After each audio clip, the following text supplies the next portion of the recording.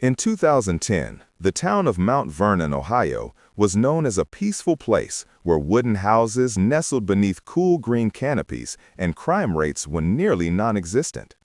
Life there moved slowly and gently, seemingly immune to the tragedies of the outside world. It was in that place that Tina Herman, a 41-year-old single mother, was building a simple life filled with love for her two children, 13-year-old Sarah and 11-year-old Cody. Tina was a hard-working, devoted woman. She worked at a local ice cream shop where coworkers liked her for her professionalism and warm personality. Although she was divorced from her ex-husband Larry, the two of them maintained a friendly relationship to co-parent their children and provide them with a loving home. Yet beneath Mount Vernon's calm exterior and Tina's seemingly content life, cracks began to show. Her relationship with her new boyfriend Greg had many problems, and Tina had often considered moving for a fresh start. Fortunately, she had a steady support, Stephanie Sprang, a close neighbor also aged 41 and a mother of 3. Stephanie was always there to share and help Tina through life's difficulties, a beautiful, warm friendship amid life's bustle. On November 10, 2010, something unusual happened. The clock read 4 p.m. But Tina Herman didn't show up at the ice cream shop as she always did. Her absence immediately drew attention because Tina was known for being punctual and professional. 2 hours later, the shop manager, feeling uneasy, decided to call the police. Around 7 p.m., a patrol car rolled up in front of Tina's house. The house was silent, empty, the door closed. After knocking for a while with no answer, the officer assumed the family had likely gone out and would return later. A simple, optimistic guess, but one that concealed a tragedy approaching. By the next day, Thursday, November 11, the concern had transformed from a hunch into a terrifying reality. Not only was the Herman family still missing, but Tina's close friend Stephanie Sprang had also vanished mysteriously. The school reported that Tina's children, Sarah and Cody, were absent. The situation became more serious than ever. As people tried to piece together disparate events, a call from Tina's manager shattered all conjecture. She had come to Tina's house that morning and discovered that Tina's van was gone. More horrifyingly, through the window she saw a gruesome sight. Pools of blood smeared all over the floor. Police immediately returned to the scene. This time, there was no indifference or casual assumptions. Tina's house had become a horrific tableau, full of signs of a bloody struggle. The bathroom was awash with blood. Bloody footprints scattered across the floor, telling a mute story of a brutal event. Clearly, a serious crime had taken place, and the strangest and most frightening part was that no bodies were found. Police mobilized heavily and expanded the search into nearby woods, hoping to find victims or any clues. But all efforts were in vain. The vast forest swallowed everything in silence.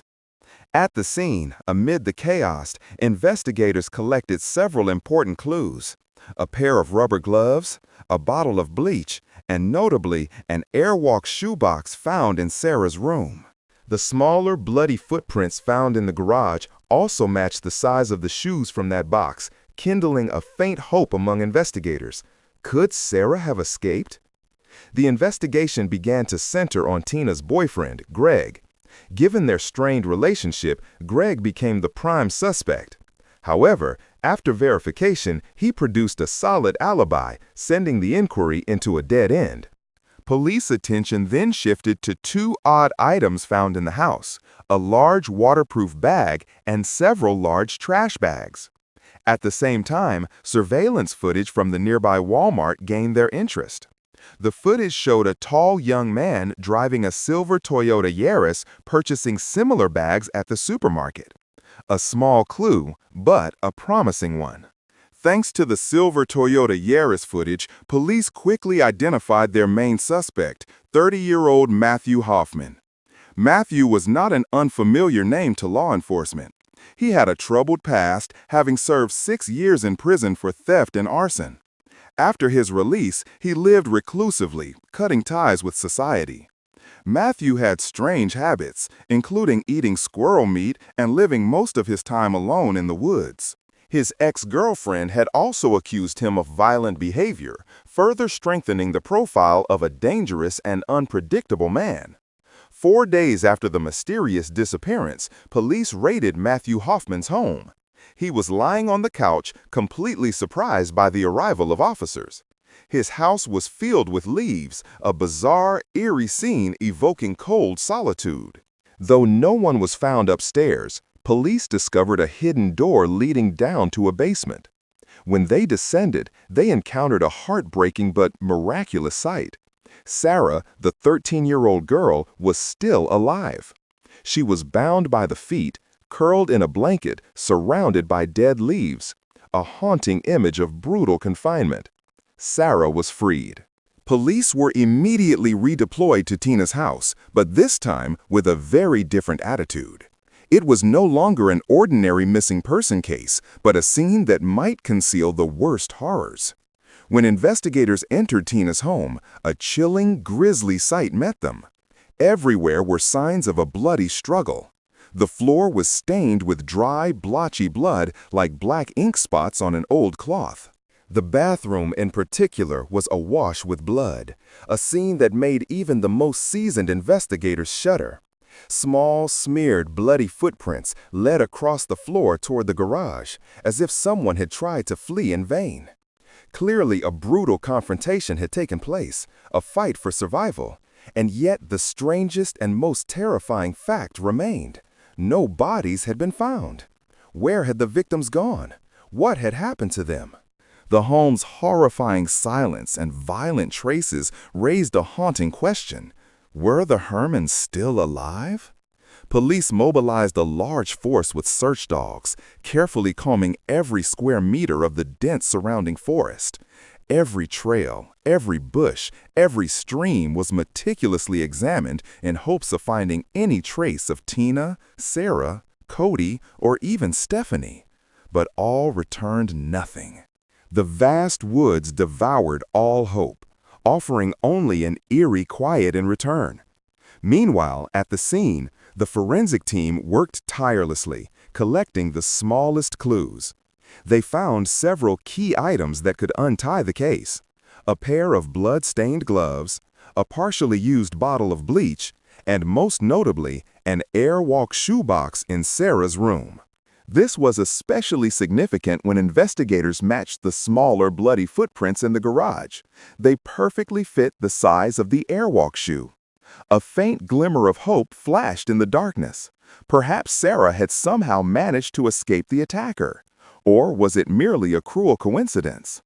Initially, police suspicion focused on Greg, Tina's boyfriend.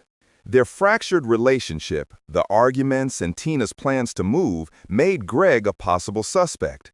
However, thorough investigation quickly established a rock-solid alibi, proving he was not in Mount Vernon when the crime occurred.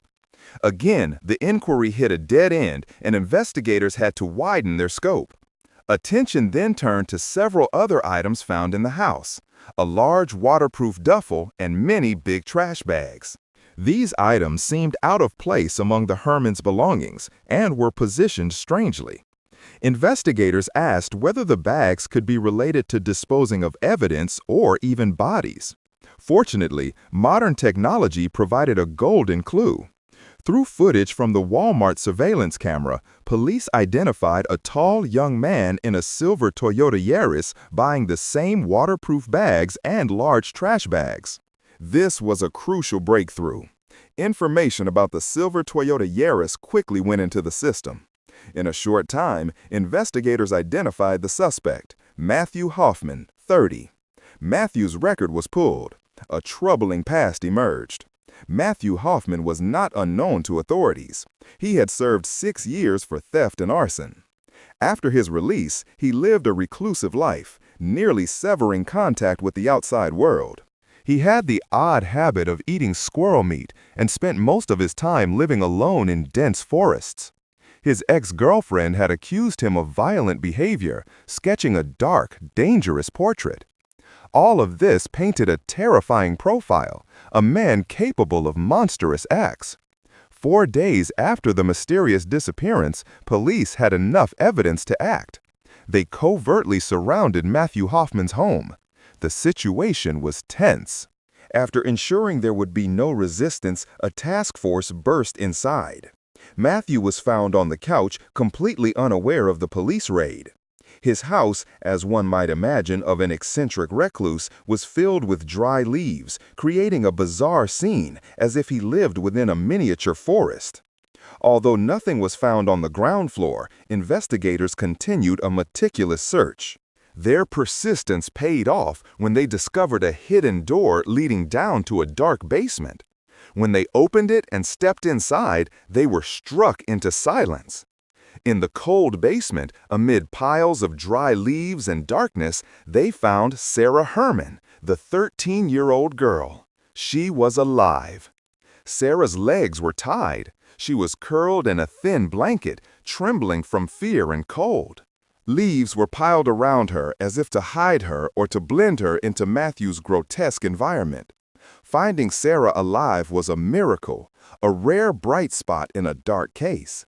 But it also intensified fear for the fate of Tina, Cody, and Stephanie. Matthew Hoffman was immediately arrested. The initial interrogation was difficult and stalemated.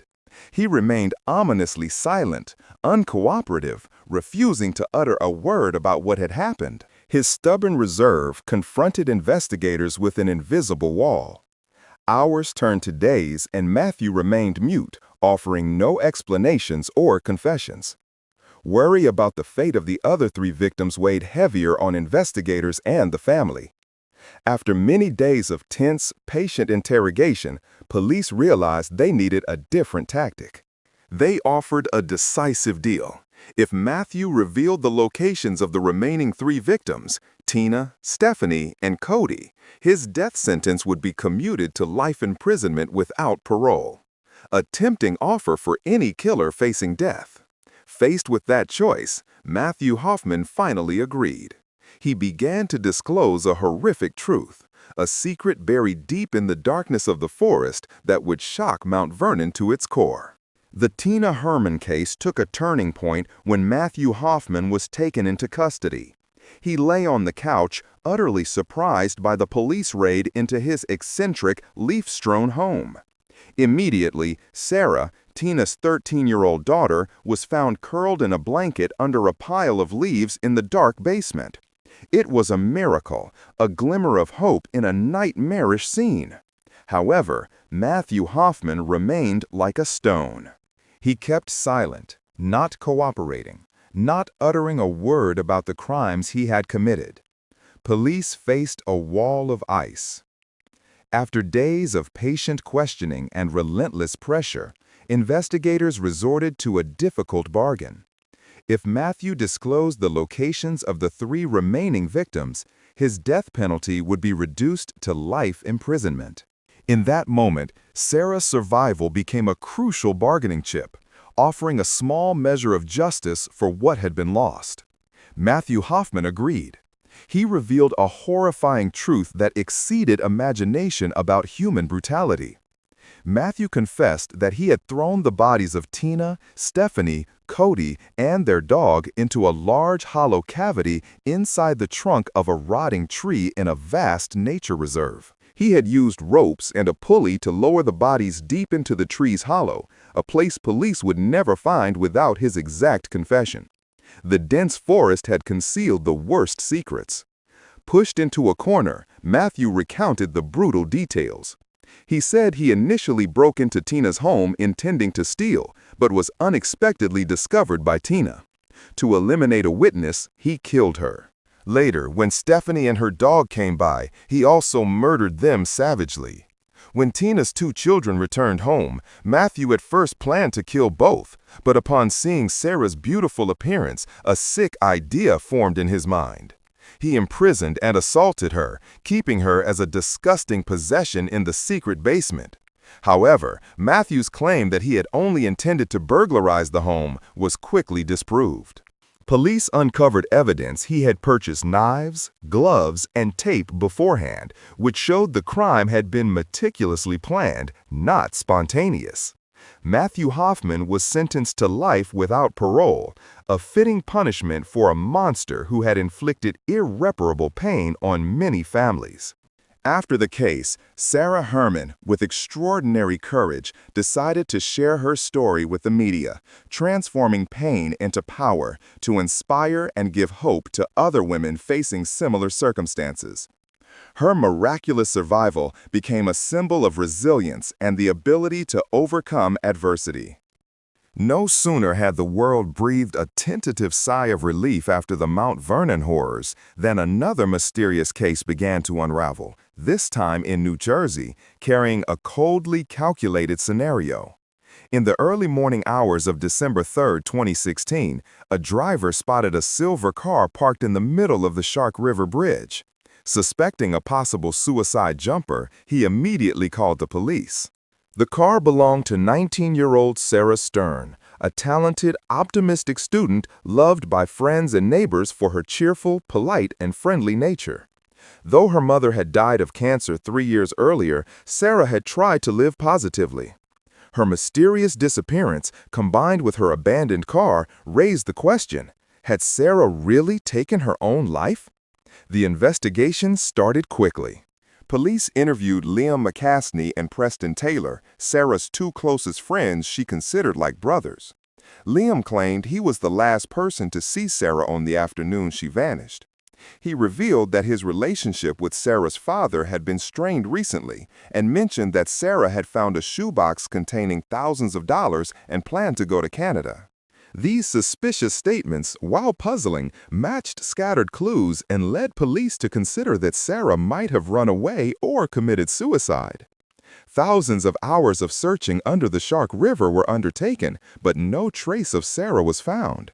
Her car was at the scene, but her passport and social security card remained at home. All clues seemed to lead investigators into a dead end. Over 50 days later, an unexpected figure emerged, shedding light on the case. It was Anthony, a mutual friend of Sarah and Liam. Anthony disclosed a shocking detail. A week before the disappearance, Liam had talked about a horror movie idea in which a man would hang a woman and then throw her body into the river to dispose of it. After Sarah vanished, Liam repeatedly called Anthony, warning him not to tell the police about this. Those haunting urges and warnings planted deep suspicion in Anthony's mind. With Anthony's cooperation, police planned a sting. He called and set up a meeting with Liam, all secretly recorded. During the conversation, Liam panicked and, unable to hide anymore, confessed everything. He described the crime in chilling detail. Liam said he had strangled Sarah to death and then enlisted Preston Taylor's help to dispose of the body. Together, they drove 2 cars to Shark River Bridge to stage a fake suicide scene.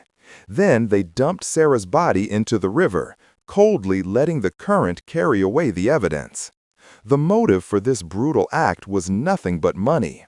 Liam and Preston opened Sarah's safe, hoping to find tens of thousands of dollars, but found less than $10,000. Furious and disappointed by the small sum, they buried the old safe and agreed to give false statements to mislead police and construct a convincing story about Sarah's disappearance. Based on Liam's recorded confession and Preston's subsequent cooperative testimony, Liam was convicted and sentenced to life without parole. The case was closed and the perpetrator punished, but the pain and loss of Sarah's family remained. Her father, Michael, could not believe that his daughter's 2 closest friends, the people she trusted like brothers, could commit such a cold-blooded act motivated by greed. In the days after Sarah Stern's disappearance, police were still paralyzed. Despite combing the river for thousands of hours and checking every nook and cranny, all was hopeless. They even recovered Sarah's car, but her passport and social security card remained at home, making hypotheses contradictory. Family, friends, and the community clung to hope for a miracle, but deep down an icy dread grew. Over 50 days passed in despair until an unexpected ray of hope appeared from Anthony, a mutual friend of Sarah and Liam. Anthony brought shocking information that changed the course of the investigation. He revealed that a week before Sarah disappeared, Liam McCadesney, Sarah's closest friend, had told him about a horror movie script idea in which a man would hang a woman and then throw her body into a river to dispose of it. After Sarah vanished, Liam kept calling Anthony, insisting he not tell police. That unnerved Anthony, who realized Liam's horror movie idea might not be mere fiction. With courage and a sense of responsibility, Anthony cooperated with police. A meticulous sting was orchestrated. Anthony called Liam, and the conversation was secretly recorded.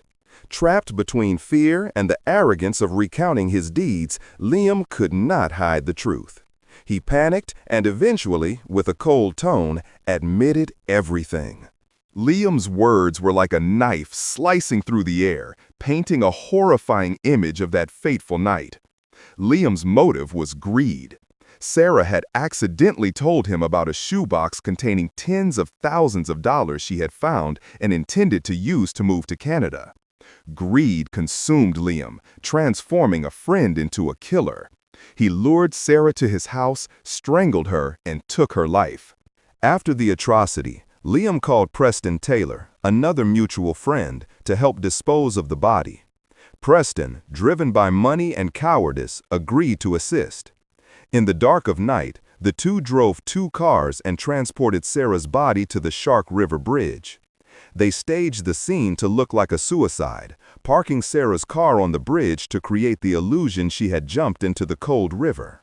Then, ruthlessly, they threw the body into the water, hoping the current would wash away all traces. Liam's cold, detailed confession made even seasoned detectives shudder. He recounted the crime as if narrating an ordinary story, without remorse or regret. After disposing of the body, Liam and Preston returned to Sarah's house and opened the old safe she used to store money, only to be disappointed. They found less than $10,000 rather than the tens of thousands they expected. Enraged and frustrated by the meager sum, they decided to bury the safe and fabricate false statements to mislead investigators, inventing stories about Sarah's relationship with her father and her alleged plans to run away. The audio recording of Liam's confession, together with Preston Taylor's cooperative testimony, became irrefutable evidence. In court, Liam McCadesney was sentenced to life without parole. The case was closed, but the pain and loss endured by Sarah Stern's family remained. Her father, Michael Stern, could not fathom that his daughter's 2 closest friends, those she trusted like brothers, could perpetrate such cruelty. Sarah Stern's death served as a harsh reminder of the dangers of greed and the demons that can hide behind the mask of friendship. In 2011, in Lawrenceville, Georgia, a strange video became the final evidence of a woman's presence before she vanished without a trace. In that short footage, 44-year-old Nikki Lilly was talking with her husband, Matthew. Just hours after that ordinary conversation, Nikki had disappeared into thin air, leaving behind a chilling mystery. Their home was equipped with 21 surveillance cameras both inside and outside, yet terrifyingly, none captured the moment Nikki disappeared. All that remained was a partially corrupted recording, making the case even murkier and more frightening. 15 years before that fateful event, Nikki Lilly had found love online with Matthew Lilly. Their marriage began with romance and hope. But over time, a darker aspect of Matthew's personality emerged. He was controlling, paranoid, and the sweet beginnings of love turned into a suffocating control. Matthew went so far as to install 21 cameras throughout the house, turning the home into a surveillance prison where every gesture and word of his wife and children were watched constantly. Life under Matthew's tight control became unbearable for Alex, Nikki's daughter from a previous relationship. She had to move in with her biological father to breathe some air outside the walls of Matthew's surveillance. The relationship between Nikki and Matthew grew strained. The house often echoed with fierce arguments, voices of frustration and despair. 2 weeks after a family outing, Amanda, the daughter Nikki and Matthew shared, heard her parents arguing violently. It was a tense evening signaling something was amiss. The next morning, Amanda woke up to find her mother gone. Matthew coldly lied to the children, saying their mother had gone out on an errand. 2 days passed with no sign of Nikki. Only then did Matthew reluctantly report her missing. In his initial statements to police, Matthew provided suspicious information, deliberately pointing fingers at Nikki. He painted a picture of an unfaithful wife eager to abandon the family. His words aroused investigators' doubts about the truthfulness of his story. More than 2 weeks later, terrible news arrived. Nikki Lilly's body was found in a nearby forest. She was unclothed and covered by a thick layer of leaves. The autopsy revealed a chilling detail. Nikki's feet were completely clean, indicating she had not walked into the woods on her own. This suggested she had been taken there. Worse, tests revealed a large concentration of GHB in her blood, a powerful sedative commonly known as a date rape drug, capable of causing loss of consciousness and memory gaps. Throughout the investigation, Matthew remained disturbingly calm, which increased investigators' suspicions. They found his indifferent behavior toward his wife's death unsettling. Examining his computer turned up a key discovery. Matthew had deleted dozens of video files and recordings right around the time Nikki disappeared. This was clear evidence he was trying to hide something. Fortunately, digital forensic teams managed to recover the deleted data. Hundreds of recordings and videos revealed a dark curtain over Matthew and Nikki's marriage. They not only captured heated arguments, but also exposed the manipulation and severe abuse Matthew inflicted on his wife, both physically and mentally. These pieces of evidence painted a clear portrait of an abusive, controlling husband who had turned his wife into a victim inside their own home. Although the evidence gradually surfaced, it took 4 years after the murder for Matthew Lilly to be arrested. During the wait for trial, he continued his pattern of cruelty and manipulation. He forced his daughter Amanda to repeatedly listen to recordings of his arguments with Nikki preparing for trial. Manipulated by her father, Amanda took the stand as the prosecution's main witness to protect him. But the truth could not be hidden forever. Thanks to the restored videos and audio and the courageous testimony of Alex, Nikki's daughter from a previous relationship, Matthew Lilly's true face was revealed. He was a sick man who wanted maximum control over his wife. When Nikki could no longer endure and decided to divorce him, Matthew could not accept it. He gave her GHB, rendered her unconscious, and then brutally killed her. Nikki's body was callously dumped in the forest in the hope it would never be found. In the end, justice was served. Matthew Lilly was sentenced to life without parole for his heinous crime. After a trial filled with tears and pain, Amanda reunited with her sister Alex and their maternal family. She bravely faced the horror of her father's actions and gradually recovered from severe psychological trauma. But the pain and loss the Lilly family suffered would remain, an indelible scar and a stark reminder of the destructive control and violent price of tyranny. 4 years after Nikki Lilly's body was discovered, Matthew Lilly was finally arrested. However, the path to justice had not been simple. Matthew continued to manipulate and conceal his crimes, especially toward his daughter. During the period awaiting trial, something even more horrifying occurred. Matthew, with a cruel sophistication, forced his biological daughter Amanda to listen repeatedly to hundreds of recordings of the arguments between him and Nikki.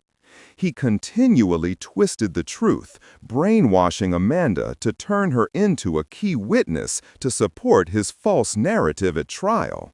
At trial, Matthew maintained a calm demeanor, attempting to fabricate the image of an abandoned husband, a pitiable father suffering from his wife's supposed desertion.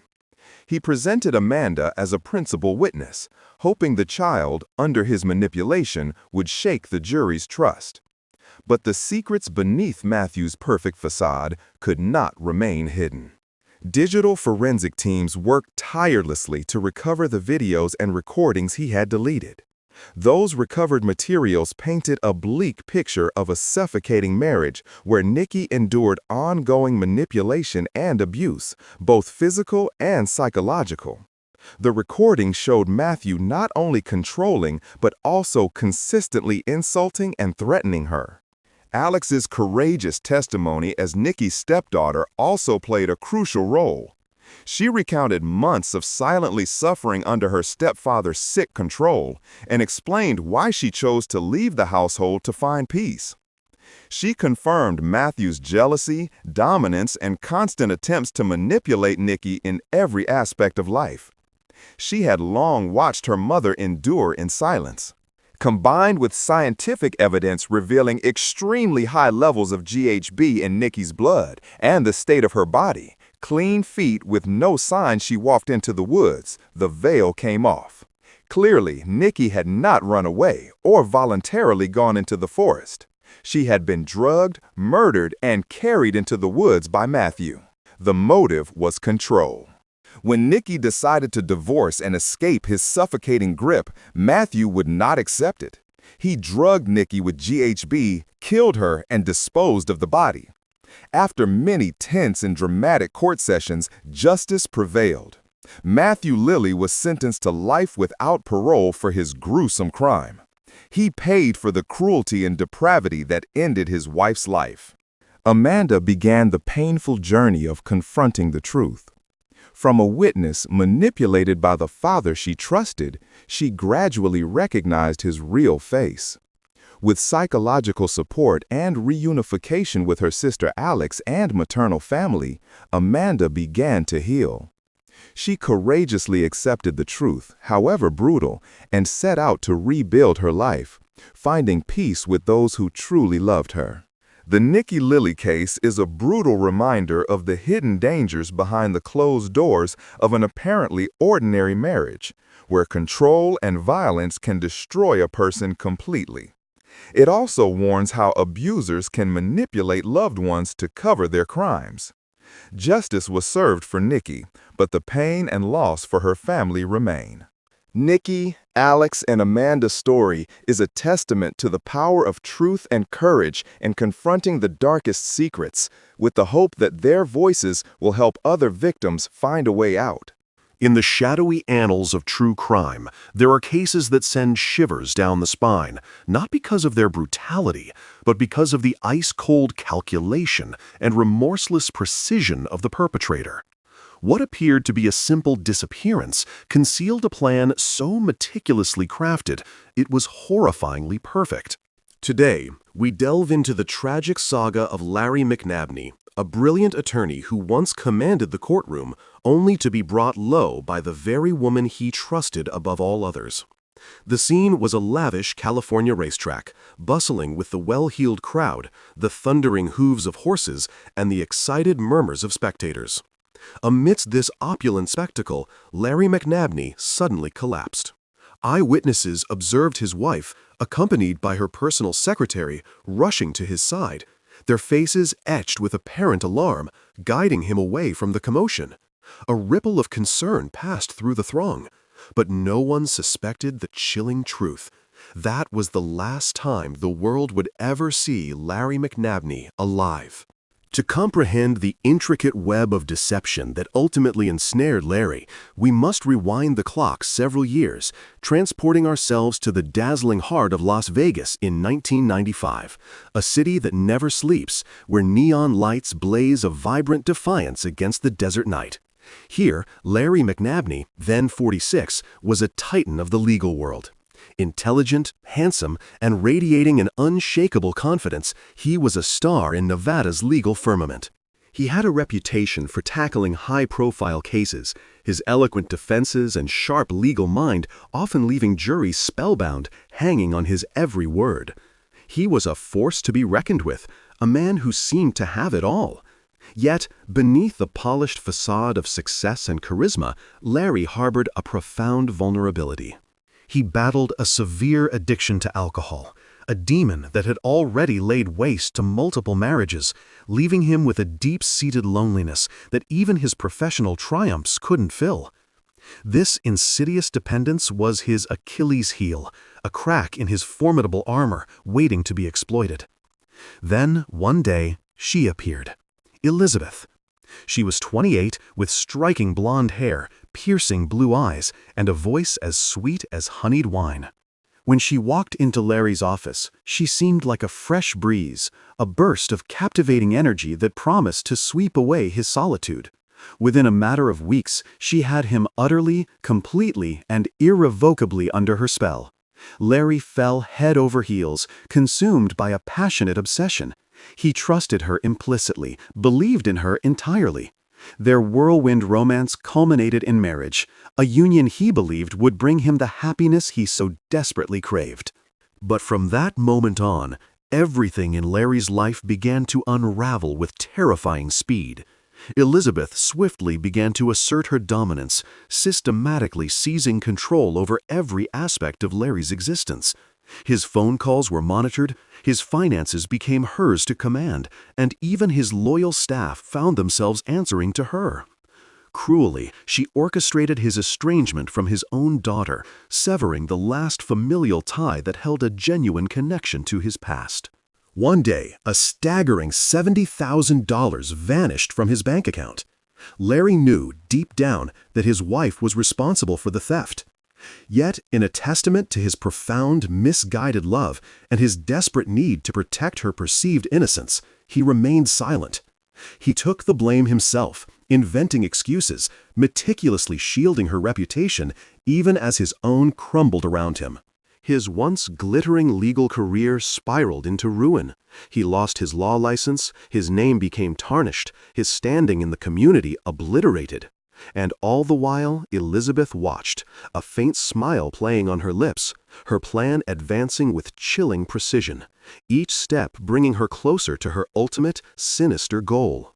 With Larry's once illustrious career in shambles and his personal life under Elizabeth's iron grip, the stage was set for the final, devastating act.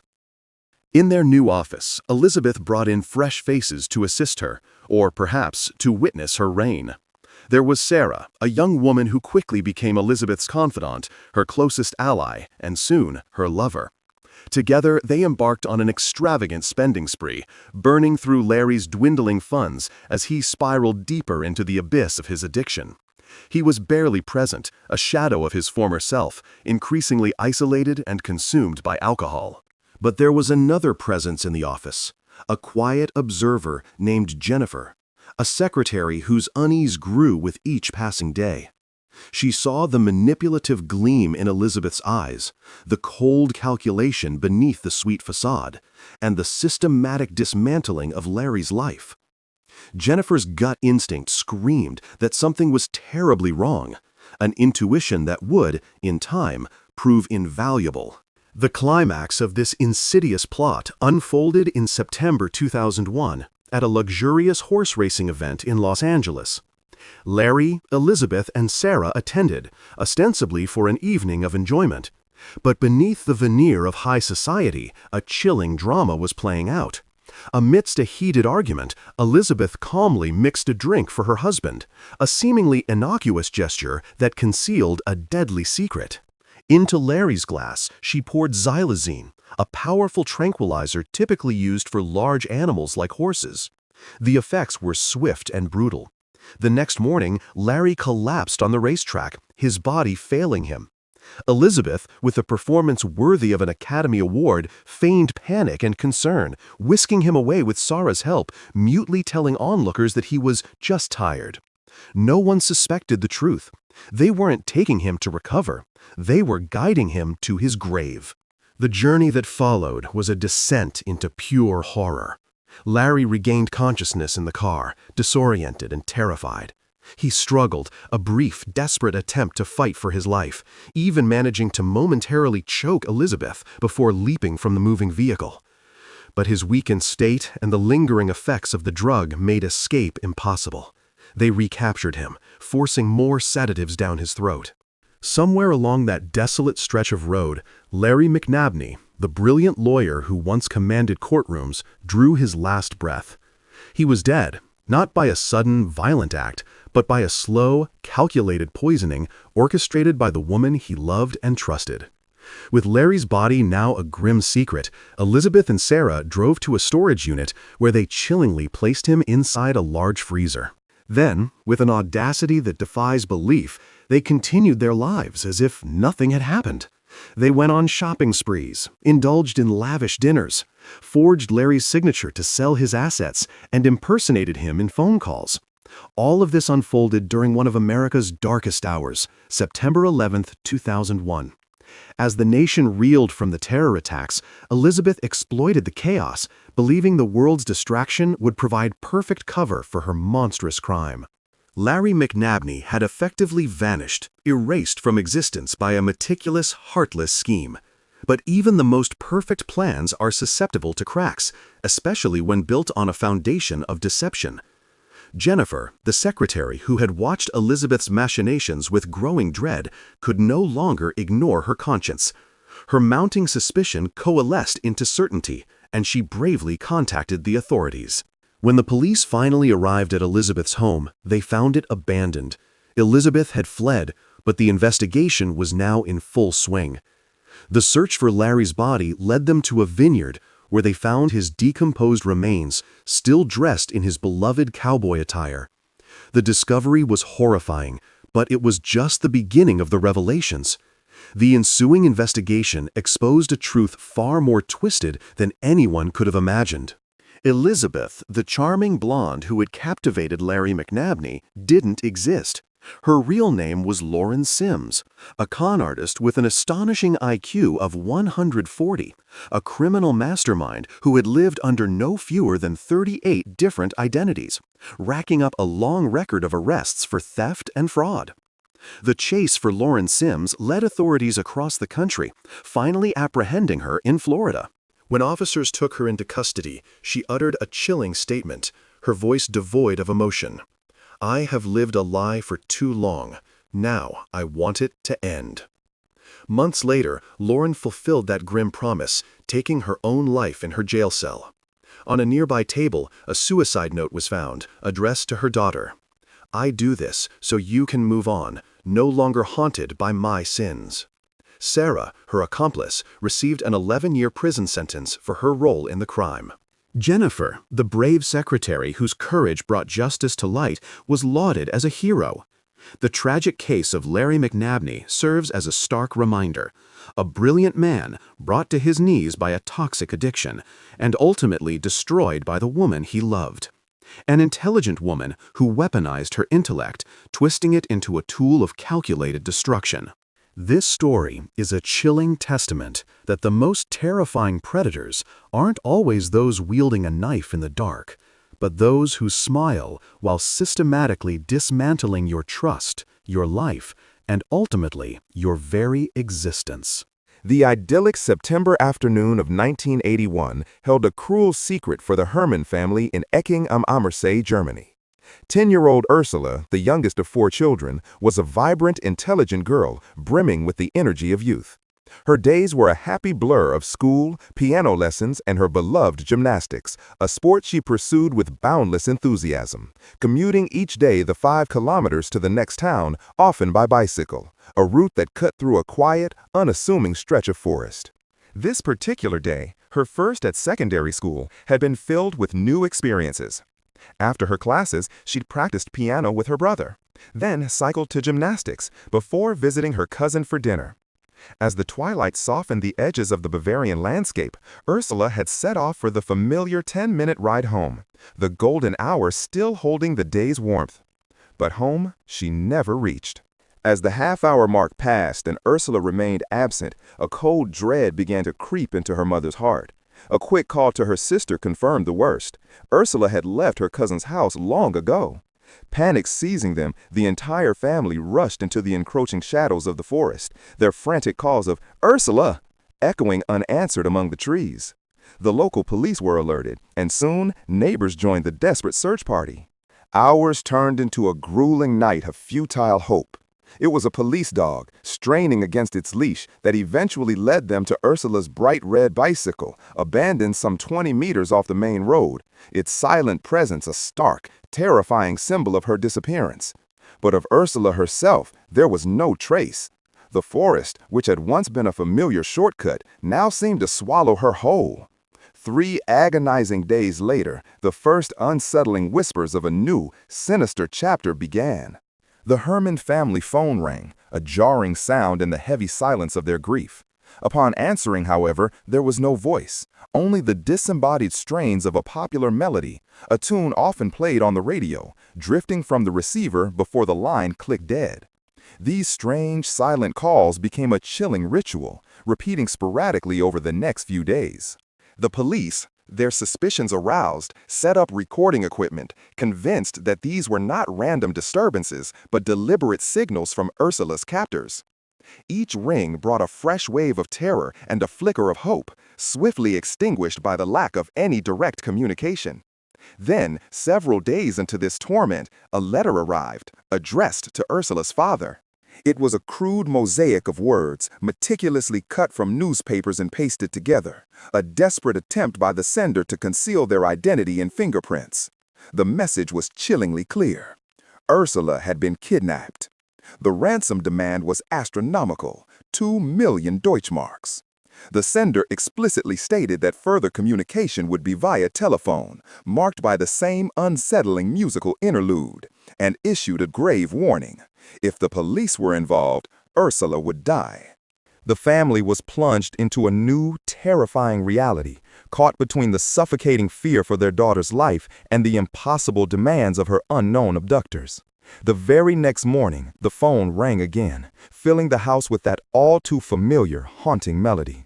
Ursula's mother, her voice thick with despair and desperation, wept as she agreed to pay the ransom. Her only plea to hear her daughter's voice, a single word to confirm she was alive. But the line remained silent, the music abruptly cutting off before the call disconnected. A few hours later, another letter arrived, this one containing more specific, almost clinical instructions for the ransom drop. The money, 2 million Deutschmarks, was to be entirely in 100 Deutschmark notes packed into a travel suitcase. Ursula's father was to be the sole courier driving his yellow Fiat 600, strictly adhering to a speed limit of 90 kilometers per hour. Yet, in a final cruel twist, the letter failed to specify the crucial details, the time, and, more agonizingly, the location of the drop. The kidnapper, having made their demands, vanished into thin air, leaving the Herman family to wait in a void of torturous uncertainty. Weeks crawled by, each day heavier than the last, but the phone remained silent. There were no more calls, no further instructions, just an echoing void where their daughter should have been. The morning after Ursula's parents received the anonymous letter demanding a staggering 2 million Deutschmarks, a phone call came. As the receiver was lifted, the now familiar melody of the Bavarian radio station filled the air, replacing any human voice. Ursula's mother, desperate and consumed by a mother's fear, broke down in tears, agreeing to pay whatever they asked. She pleaded, her voice trembling, to hear her daughter's voice, just one word, but only silence answered her plea before the line went dead. Hours later, another letter arrived, this one even more chillingly precise. The ransom money, it dictated, must consist solely of 100 Deutschmark notes packed into a travel suitcase. Ursula's father, Albert Hermann, was to be the sole courier, driving his yellow Fiat 600 at a speed not exceeding 90 kilometers per hour. Yet, despite these meticulous instructions, the kidnapper failed to specify the crucial details, the time, and, more importantly, the location for the exchange. And then, as abruptly as he had appeared, the abductor vanished. The phone, once a source of terrifying dread, now remained hauntingly silent. Weeks stretched into an unbearable eternity. The Herman family waited, their hope dwindling with each passing day, each unanswered ring, each silent night. Despair began to set in, a heavy shroud enveloping their home as the absence of their youngest child became an ever-present, agonizing void. 19 agonizing days after Ursula's disappearance, with no further contact from the kidnapper, the police mounted an even larger, more desperate search operation. Hundreds of volunteers, sniffer dogs, and advanced detection equipment were mobilized, meticulously combing every inch of the vast, dense forest that separated Ursula's home from her cousins. The air was thick with tension, the sounds of rustling leaves and distant shouts punctuated by the low growl of search dogs. It was during this extensive sweep that a police officer, meticulously examining a less frequented part of the woodland, noticed something amiss. An unusually disturbed patch of earth, barely covered, suggesting a recent burial. A jolt of grim realization went through him. With frantic energy, officers began to dig. What they unearthed was not a simple grave, but a meticulously constructed wooden box, approximately 0.7 meters long, 0.6 meters wide, and over a meter deep. The sight sent a wave of icy dread through everyone present. As the lid was carefully prized open, the horrifying truth of Ursula's fate was revealed. Inside the claustrophobic confines of the box lay the lifeless body of 10-year-old Ursula Herrmann. The discovery was a profound shock, a devastating blow that reverberated far beyond the Herrmann family.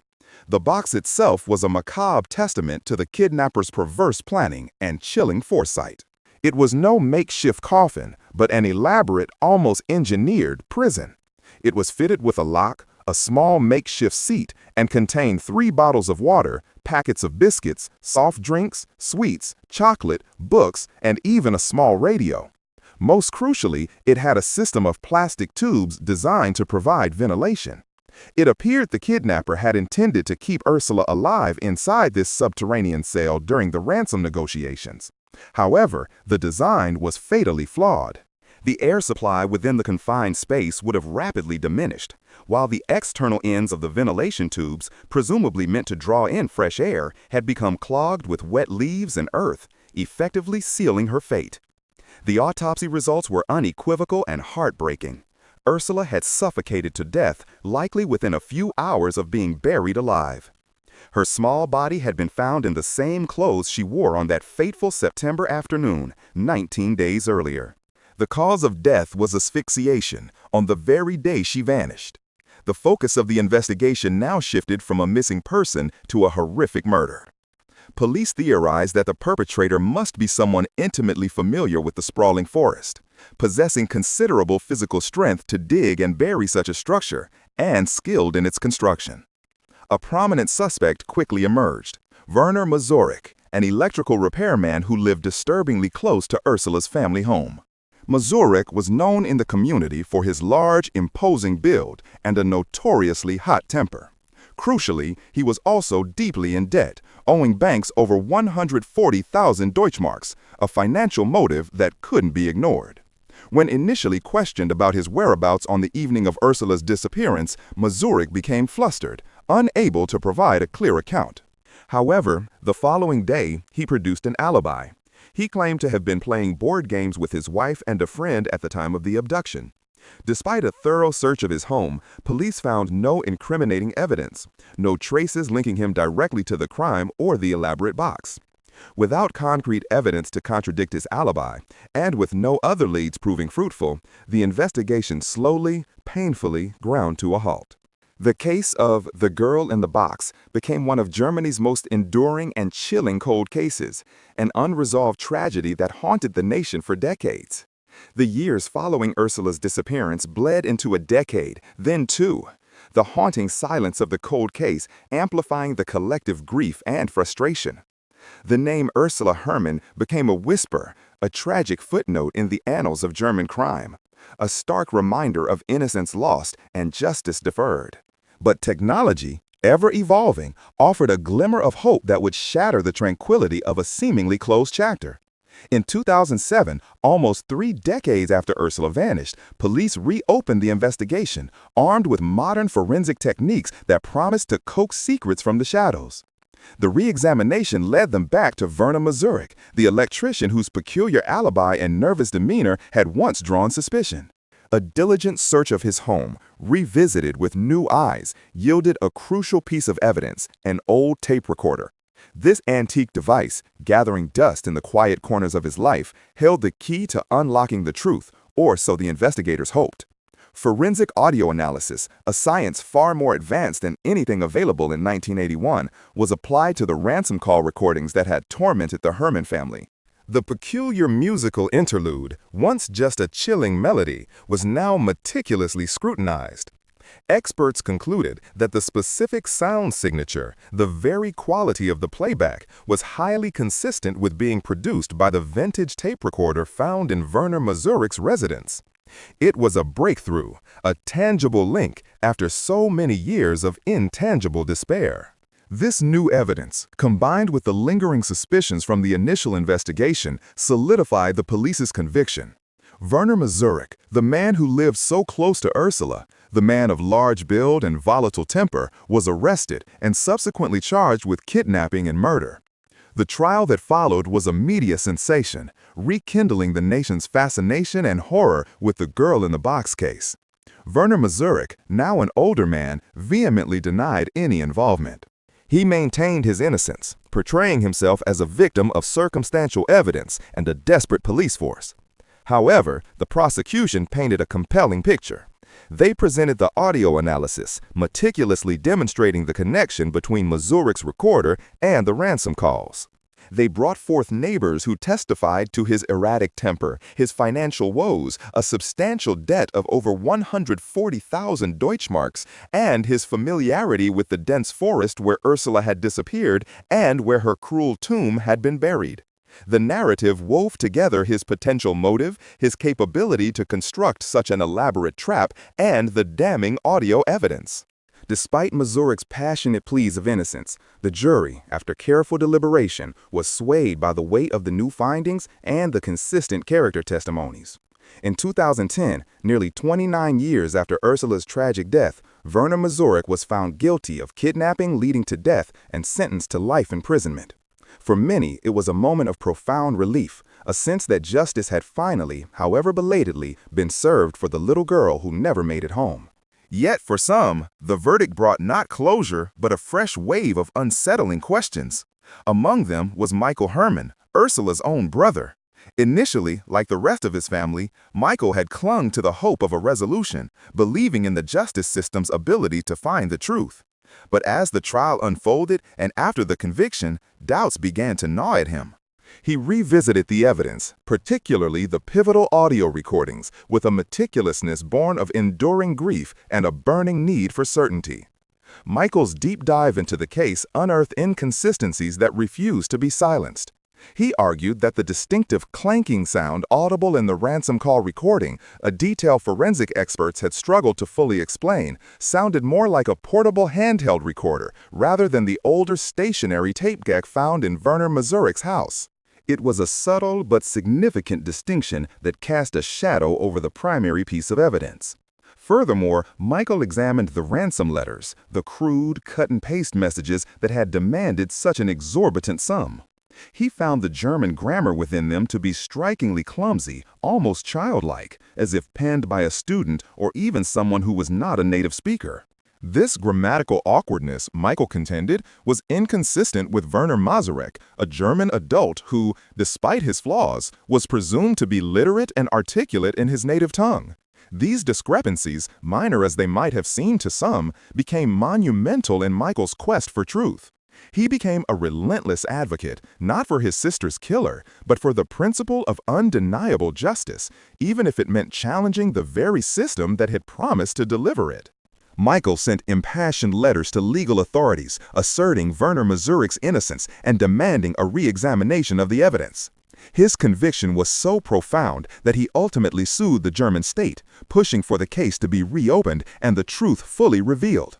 The legal battles were arduous, emotionally draining, and brought the family back into the public eye. In a testament to the lingering doubts, the court, acknowledging the psychological toll of the prolonged and controversial proceedings, ordered Werner Mazurek to pay a small compensation to Michael Herman for the mental distress caused during the trial, an unprecedented development that highlighted the fragility of the conviction. To this day, the case of the girl in the box remains one of Germany's most enduring and haunting criminal mysteries. The conviction of Werner Mazurek brought a semblance of closure, but Michael Herman's unwavering skepticism, fueled by his meticulous reevaluation of the evidence, continues to echo, challenging the official narrative. Was Werner Mazurek truly the ruthless kidnapper who orchestrated Ursula's horrific death? His guilt confirmed by the cold logic of forensic science and the testimony of his community? Or did a deeper, more insidious truth remain buried, obscured by the passage of time and the desperate need for an answer? The chilling question persists. Is the real perpetrator still out there, his crime unpunished, while an innocent man served time, or perhaps continues to serve for a deed he did not commit? The answer, elusive and painful, remains shrouded in the mists of history, forever entombed beneath the cold earth where young Ursula Herman was once tragically interred, carrying with her the full, unvarnished truth that may never see the light of day. In the annals of American crime, few figures provoke such a visceral reaction as Krista Pike. She holds a grim distinction, the youngest woman in the United States to be sentenced to death since the reintroduction of capital punishment, a chilling precedent set when she was a mere 18 years old. The jury, in delivering their verdict, grappled with an image so contradictory, so inherently perverse, that it became the defining description of her very being. A face of an angel, they declared, harboring the heart of a devil. Whispers followed her, tales of her callousness, of how she would casually pick up fragments of a human skull, treating them as macabre trophies, displaying them to others without the slightest flicker of an eyelid, devoid of remorse or even a hint of disquiet. Even confined within the cold, unforgiving embrace of prison bars, the passage of time did little to temper her cruelty.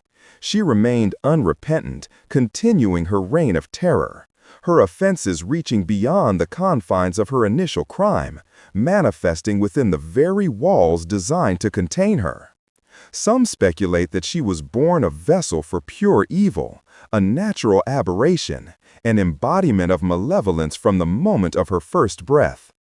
Others, however, cling to the more unsettling belief that it was the cruel machinations of life, a series of tumultuous events that meticulously chiseled away at her humanity, pushing her, piece by agonizing piece, into the abyss of depravity, transforming her into the monster she ultimately became.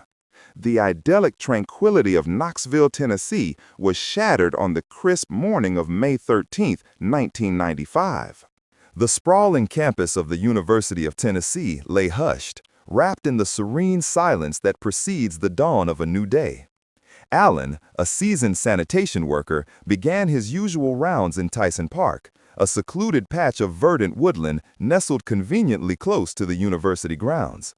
He considered himself fortunate, relishing the solitude of his designated area. The park was typically deserted during these early hours, a peaceful haven where few dared to tread, promising a lighter workload, an easier start to his day.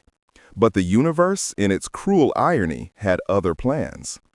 Allen could never have imagined that within mere minutes, his perception of a quiet morning would be irrevocably twisted, replaced by a sight that would haunt his waking hours and infest his deepest slumber for the rest of his life.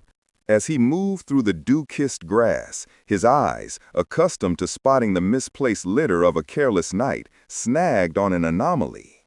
Amidst the damp earth, a stark, crimson stain bloomed, a blotch of unnatural color against the natural greens and browns. It was not a single isolated patch, but a disturbing trail of diluted red, stretching like a macabre whisper, fading into the dense, tangled undergrowth of thick bushes. An icy finger of dread traced its way down his spine.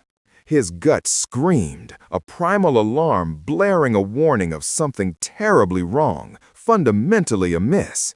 Yet a morbid curiosity, a perverse human need to understand the horror it senses, propelled him forward. Hesitantly, his heart pounding a frantic rhythm against his ribs, he parted the layers of foliage, pushing aside the heavy, dew-laden leaves. The sight that greeted him stole the very air from his lungs, his heart seizing in a moment of visceral terror. Before him, sprawled on the earth, was a body. It was no longer whole. The victim's form was a canvas of unimaginable brutality, covered in a meticulously patterned array of small, uniform cuts. They crisscrossed the skin with a chilling precision, as if a razor-thin blade had been wielded with deliberate, agonizing slowness, each incision a testament to a methodical, almost artistic cruelty. Stark against the pale flesh of the chest, a five-pointed star had been deeply carved, its points tearing into the very tissue beneath. But it was the head that truly defied comprehension. It was utterly, grotesquely crushed, reduced to an unrecognizable pulp of bone and flesh, a testament to an impact so savage that it obliterated any semblance of human identity.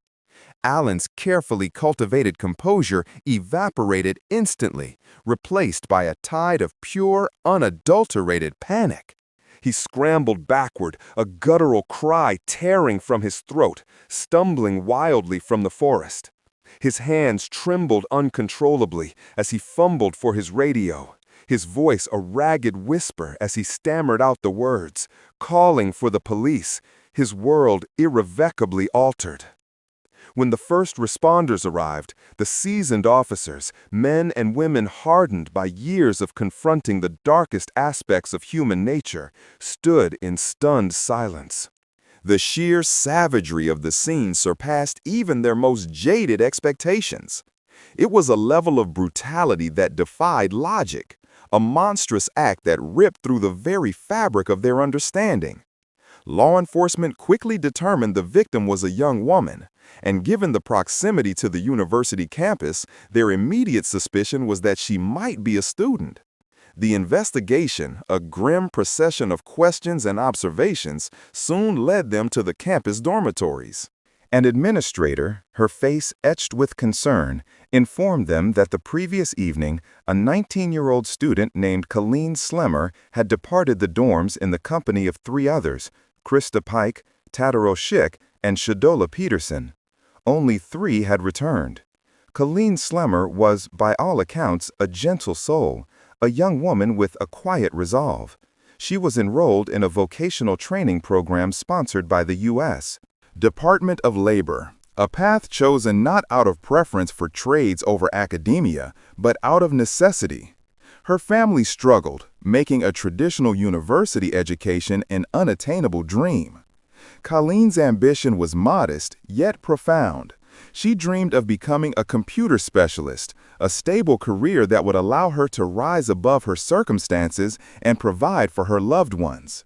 No one, absolutely no one, could have foreseen that within the span of a single night, that quiet dream would be violently extinguished, her aspirations brought to a horrifying, abrupt end by a tragedy born of unspeakable malice. As police continued their canvass, a university security guard approached the investigating officers, carrying a jacket that had been found discarded near the dorms. It belonged to Krista Pike. A flicker of intuition, or perhaps a practiced cynicism, led an officer to check the pockets.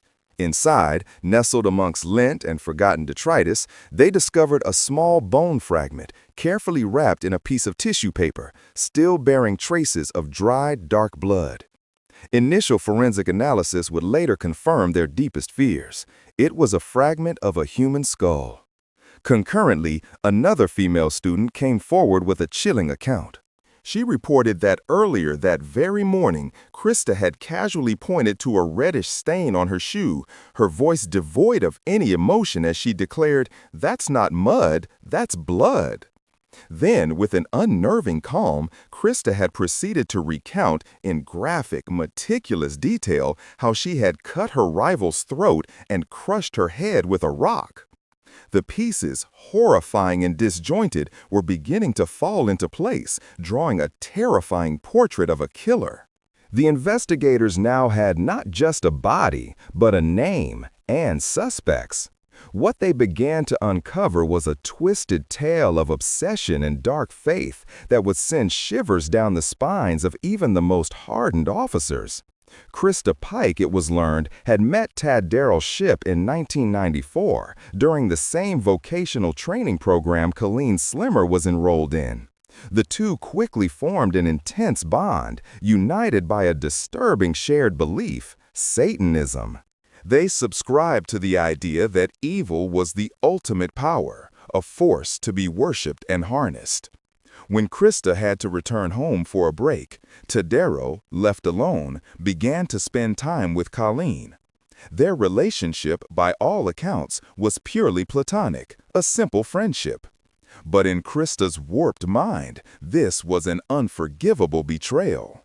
Her jealousy, a corrosive acid, began to consume her.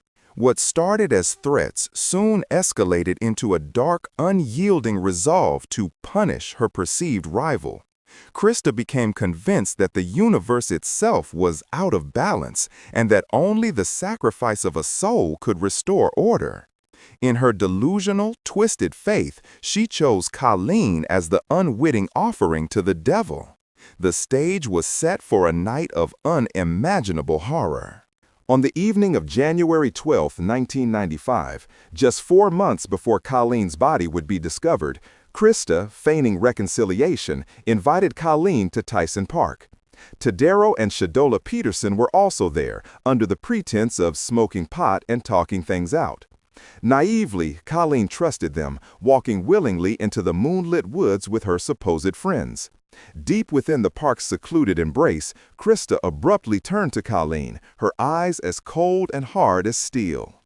"Why," she demanded, "did you dare to seduce my boyfriend?"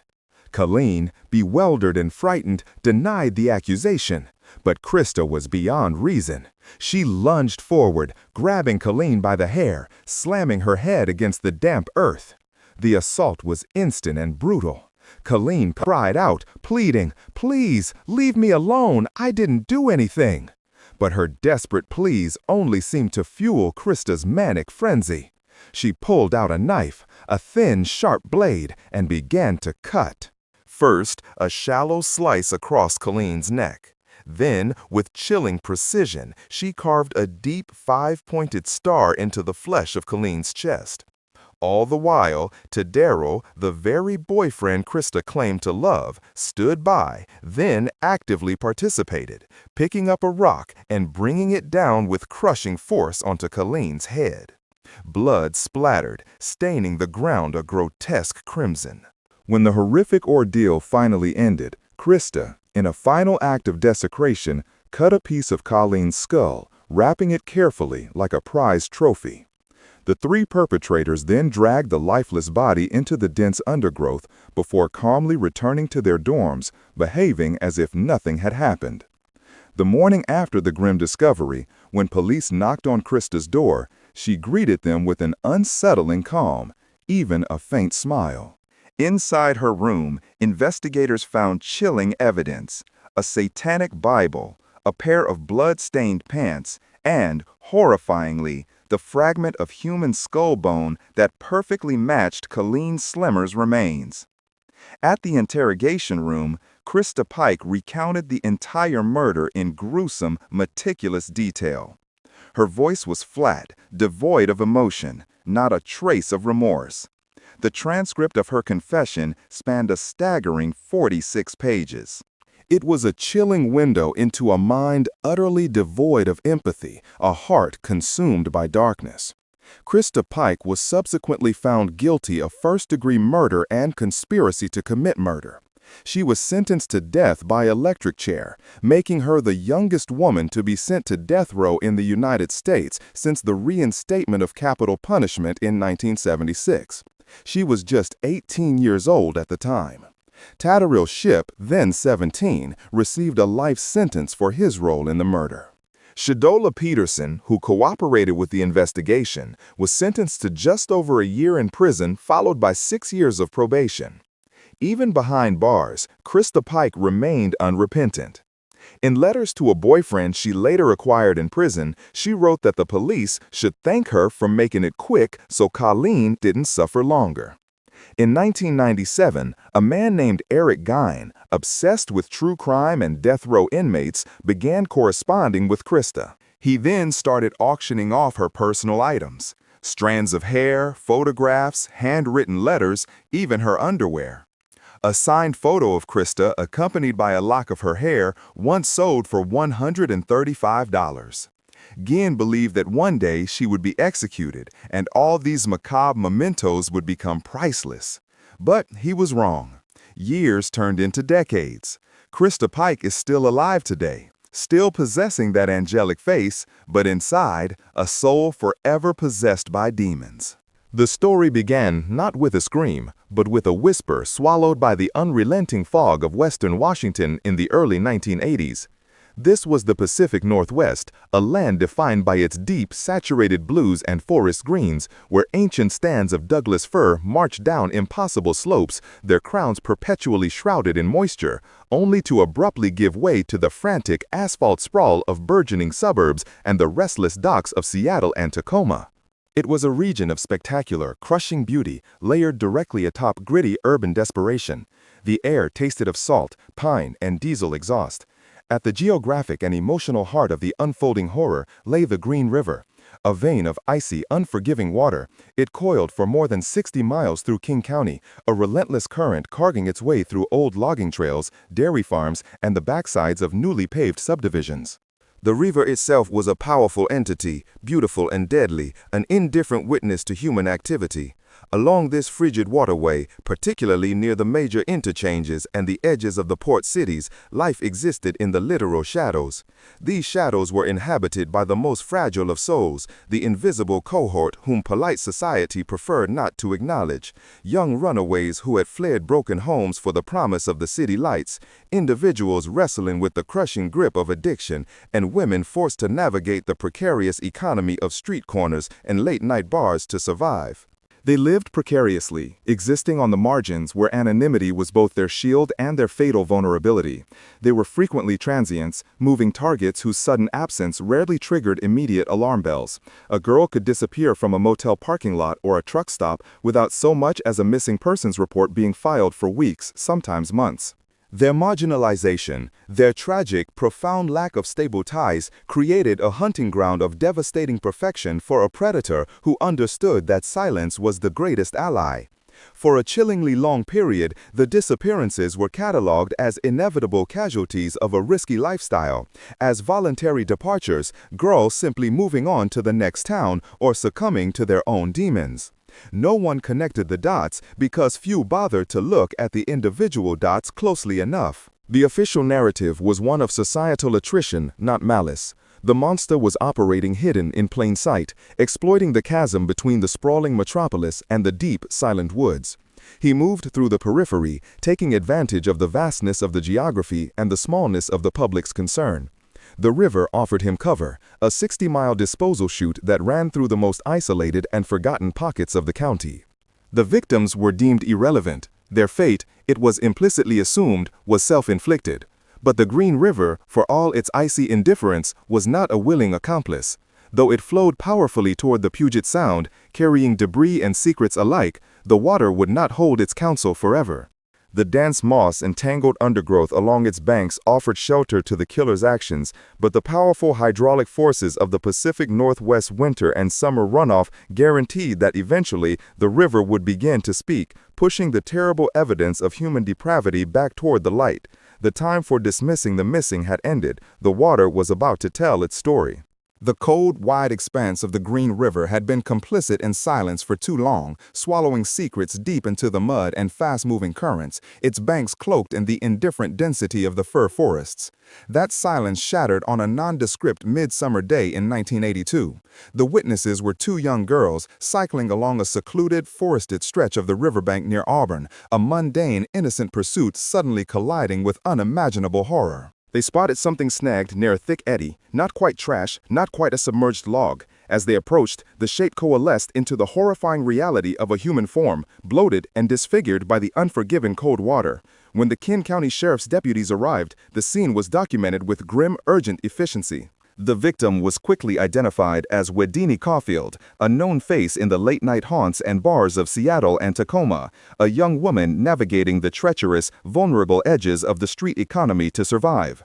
The forensic evidence was undeniable. This was a violent crime, marked by severe contusions, distinct ligature marks circling her throat, and deep internal trauma. Investigators initially filed the case away as a tragic, isolated incident, a brutal consequence, they reasoned, of the victim's high-risk lifestyle. It was categorized as a singular tragedy, the kind of brutal end that sometimes accompanied the darkness of the city's underbelly, an event destined, they expected, to be quickly forgotten by the wider public.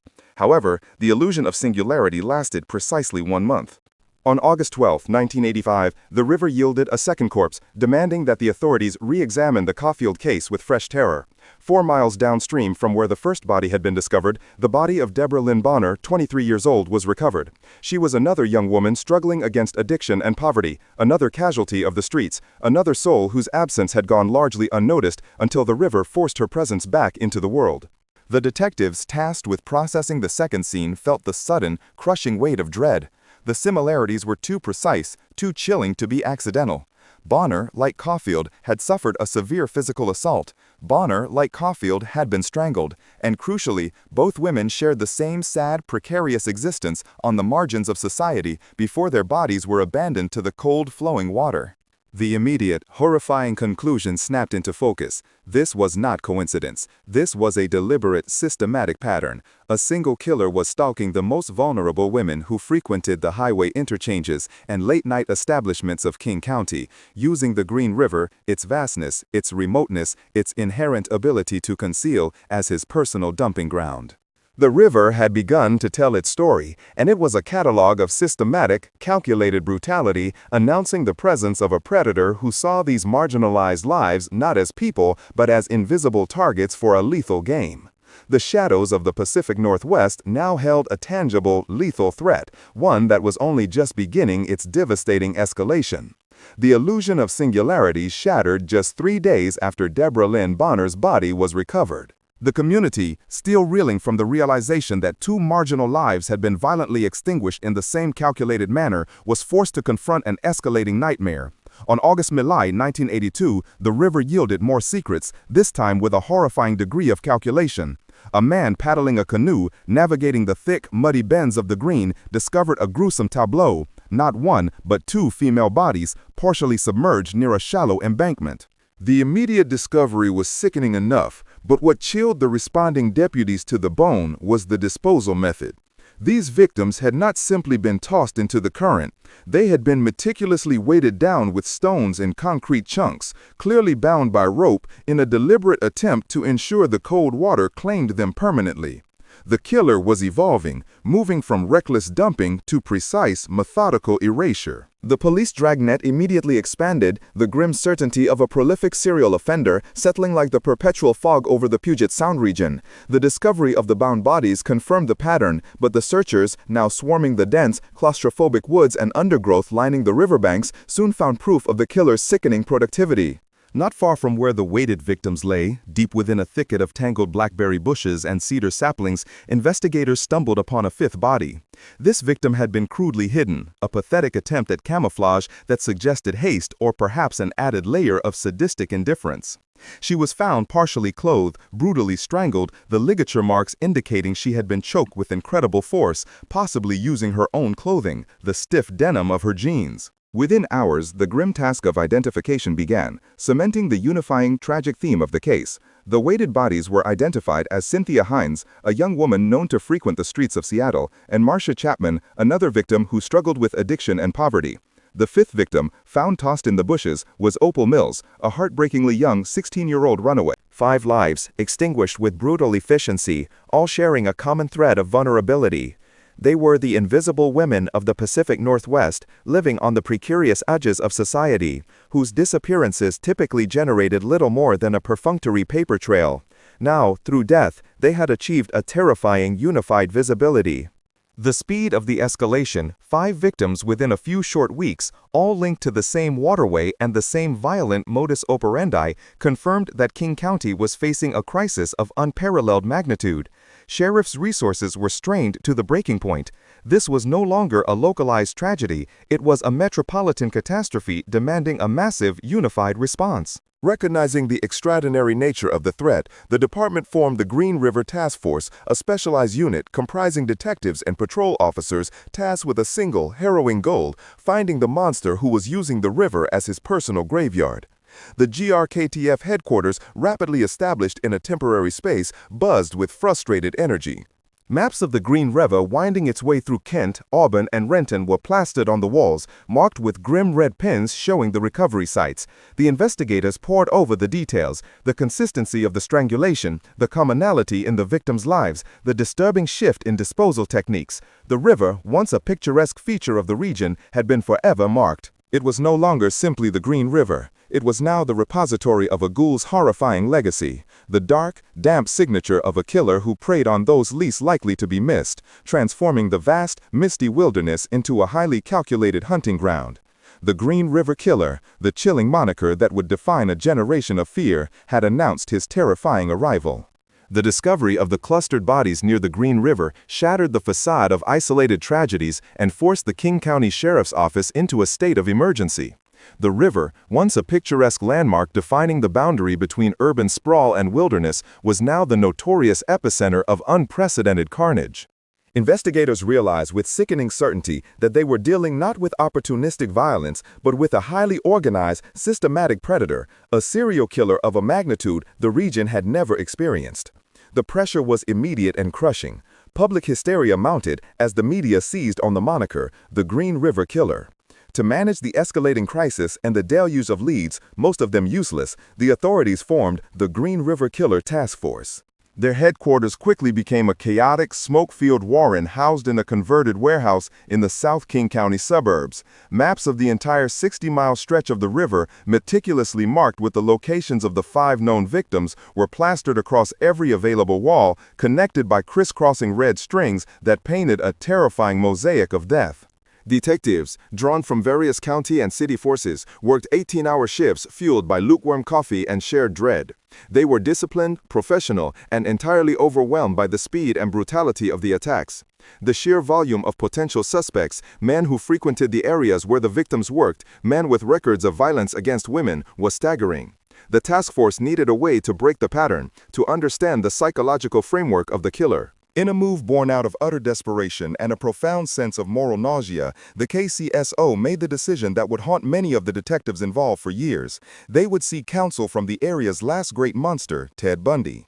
Bundy, residing on Florida's death row, was a paradox, a charming, articulate psychopath whose intimate knowledge of predatory behavior was undeniable. He had hunted in these very forests, operated in these same urban shadows.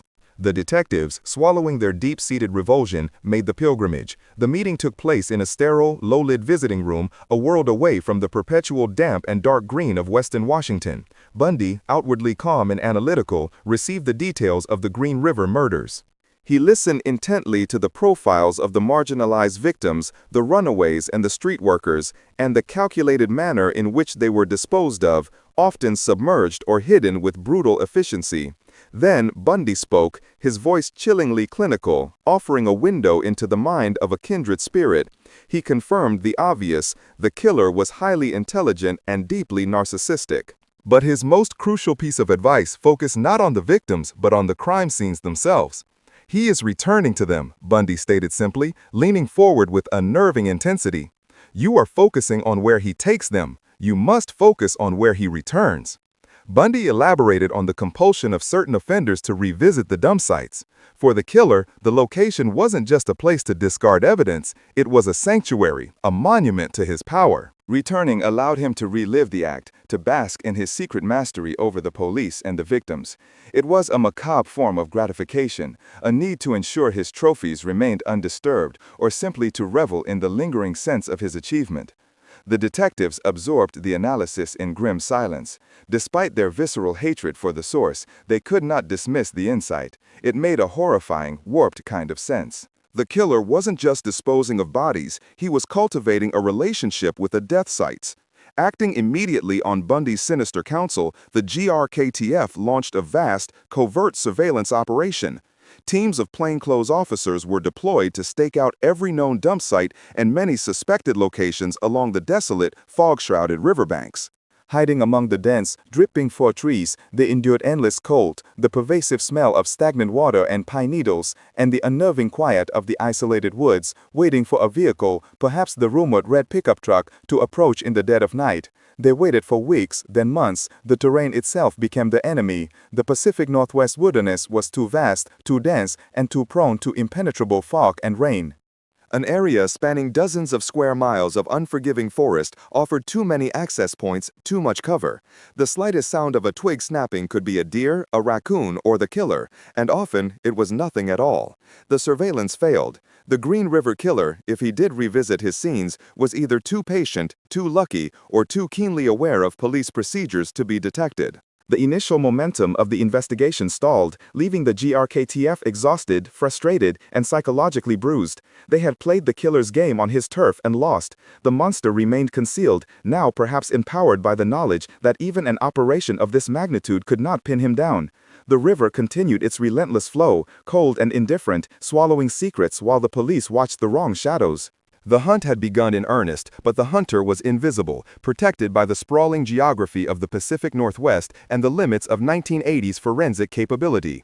The dark period was only just beginning. The year 1983 brought not clarity, but an agonizing deluge of death.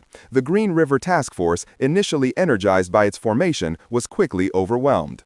The victims were now being found at an alarming rate, not just in the river, but deliberately hidden in the dense, thorny scrubland miles away, scattered from Federal Way to Seattle. It became devastatingly clear that the killer was diversifying his dump sites, employing callous strategies to decompose the bodies quickly or simply render them nearly impossible to find. For the detectives, this period was a demoralizing grind, a constant stream of gruesome recoveries, frantic family interviews, and endless, fruitless stakeouts inspired by Bundy's haunting advice. The killer, seemingly enjoying his freedom, had accelerated his pace, turning the Pacific Northwest into his personal hunting ground. It was amidst this suffocating darkness that a faint but crucial sliver of light appeared. Several witnesses from the area's notorious Highway 99 corridor, the prime territory where the vulnerable young women saw trade, recalled seeing many of the missing girls getting into the same vehicle, an older, reddish-orange Ford pickup truck, often described as muddy or well-used. It was an unremarkable vehicle, precisely the kind that would blend seamlessly into the working-class landscape of Tacoma and South King County. But it was a lead, the first solid physical link to the predator's movements. Detectives meticulously cross-referenced vehicle registrations and previous police contacts in the areas of the disappearances. The trail led them to Gary Leon Ridgway, a 34-year-old local truck painter who worked at a Kenworth plant near the Green River. On paper, Ridgway was the picture of banality, married, employed, and living a deceptively normal suburban life. Yet, he had a documented history of frequenting the same red-light districts where the victims had worked. He was brought in for questioning, a moment that would later be viewed as one of the most tragic missed opportunities in American criminal history. In the interrogation room, Ridgway was remarkably composed. He was cooperative, even amiable, offering polite denials to every question regarding the missing girls. The detectives, seasoned veterans of human deception, felt the cold certainty of his guilt, the chilling lack of visible anxiety that often characterizes a seasoned psychopath. Despite their instincts, they lacked hard evidence. They pressed him, focusing on the circumstantial links between his truck, his known habits, and the victims' disappearances. Ridgway maintained his innocence with a quiet, almost boring conviction. Frustrated but needing to either confirm their suspicions or move on, the task force administered a polygraph test, the technological arbiter of truth in the 1980s. The polygraph examiner, relying on the limited, imperfect technology of the time, reviewed the charts. The resulting analysis was disastrous for the investigation. Gary Ridgway passed. Or, more accurately, the test was deemed inconclusive but insufficient to establish grounds for his immediate arrest or further detention. The task force, bound by protocol and the perceived veracity of the test, had no choice but to release their prime suspect. The decision, though mandated by the science available, felt like a betrayal of every victim already lost. The failure to detain Ridgway was a catastrophe that instantly emboldened the killer. He had been scrutinized and released. He knew the police had looked at him and failed to see the monster standing before them. The killer's next act was a chilling, public display of mockery aimed directly at the authorities. A few short months after Ridgway's release, yet another victim was discovered, her body left in a spot that was calculated to ensure discovery. Beside her, deliberately placed, was a meticulously cut-out article from a local newspaper about the ongoing investigation, titled "The Green River Killer." It was a triumphant signature, a terrifying confirmation that the killer was not just watching the hunt, he was participating in the game, enjoying the agonizing frustration of the men and women tasked with stopping him. He was proving that the system had failed, and he was now free to continue his work unhindered, having been given a license to kill by the very investigation designed to stop him. The trail of the red pickup truck led directly to Gary Leon Ridgway, a 34-year-old local automotive painter whose unremarkable life belied the disturbing pattern of his casual encounters in the shadowy nexus of Highway 99. When the task force brought him in for questioning, they felt the cautious surge of anticipation. He fit the profile, a local man, familiar with the geography of the Green River Corridor and possessing a history of minor arrests related to public indecency, suggesting a repressed deviance that might escalate. Ridgway was cooperative, unnervingly so. He projected an aura of bland, blue-collar normalcy, polite, soft-spoken, and seemingly bewildered by the attention. When confronted with the allegations, he maintained an absolute, steady denial. The detectives, trusting their gut instincts honed by decades of dealing with deceptive individuals, felt certain they had their man. But in the 1980s, police procedure often prioritized technological benchmarks over human intuition, and the most damning procedural hurdle placed before them was the polygraph examination. The lie detector test was administered meticulously. Ridgway said in the small, fluorescent-lit room, wires wrapped around his chest and fingers, his breathing and skin conductivity monitored as the questions were posed, simple, direct, existential queries about the murders and the victims. The needle danced, the charts recorded, and when the test concluded, the resulting analysis delivered a devastating verdict. Gary Ridgway was telling the truth. The cold weight of protocol settled upon the investigation like a shroud. To the men and women of the task force, who had spent months immersed in the grim geography of the river and the desperation of the victims, the mechanical reading was a grotesque betrayal. They knew he was lying. Their collective experience screamed it. Yet, lacking any hard forensic evidence that technology could currently link to him, and facing the conclusive report of the polygraph, they were legally and procedurally cornered. The investigation was forced to classify Ridgway as a cleared suspect, or at best, an individual of minimal continued interest. This decision was perhaps the most catastrophic failure of the entire initial investigation.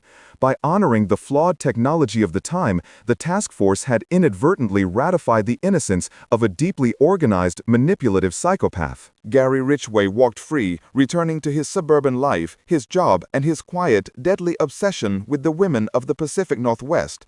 The release was not merely an administrative mistake, it was the removal of the cage door, allowing the monster to resume his hunt with renewed confidence.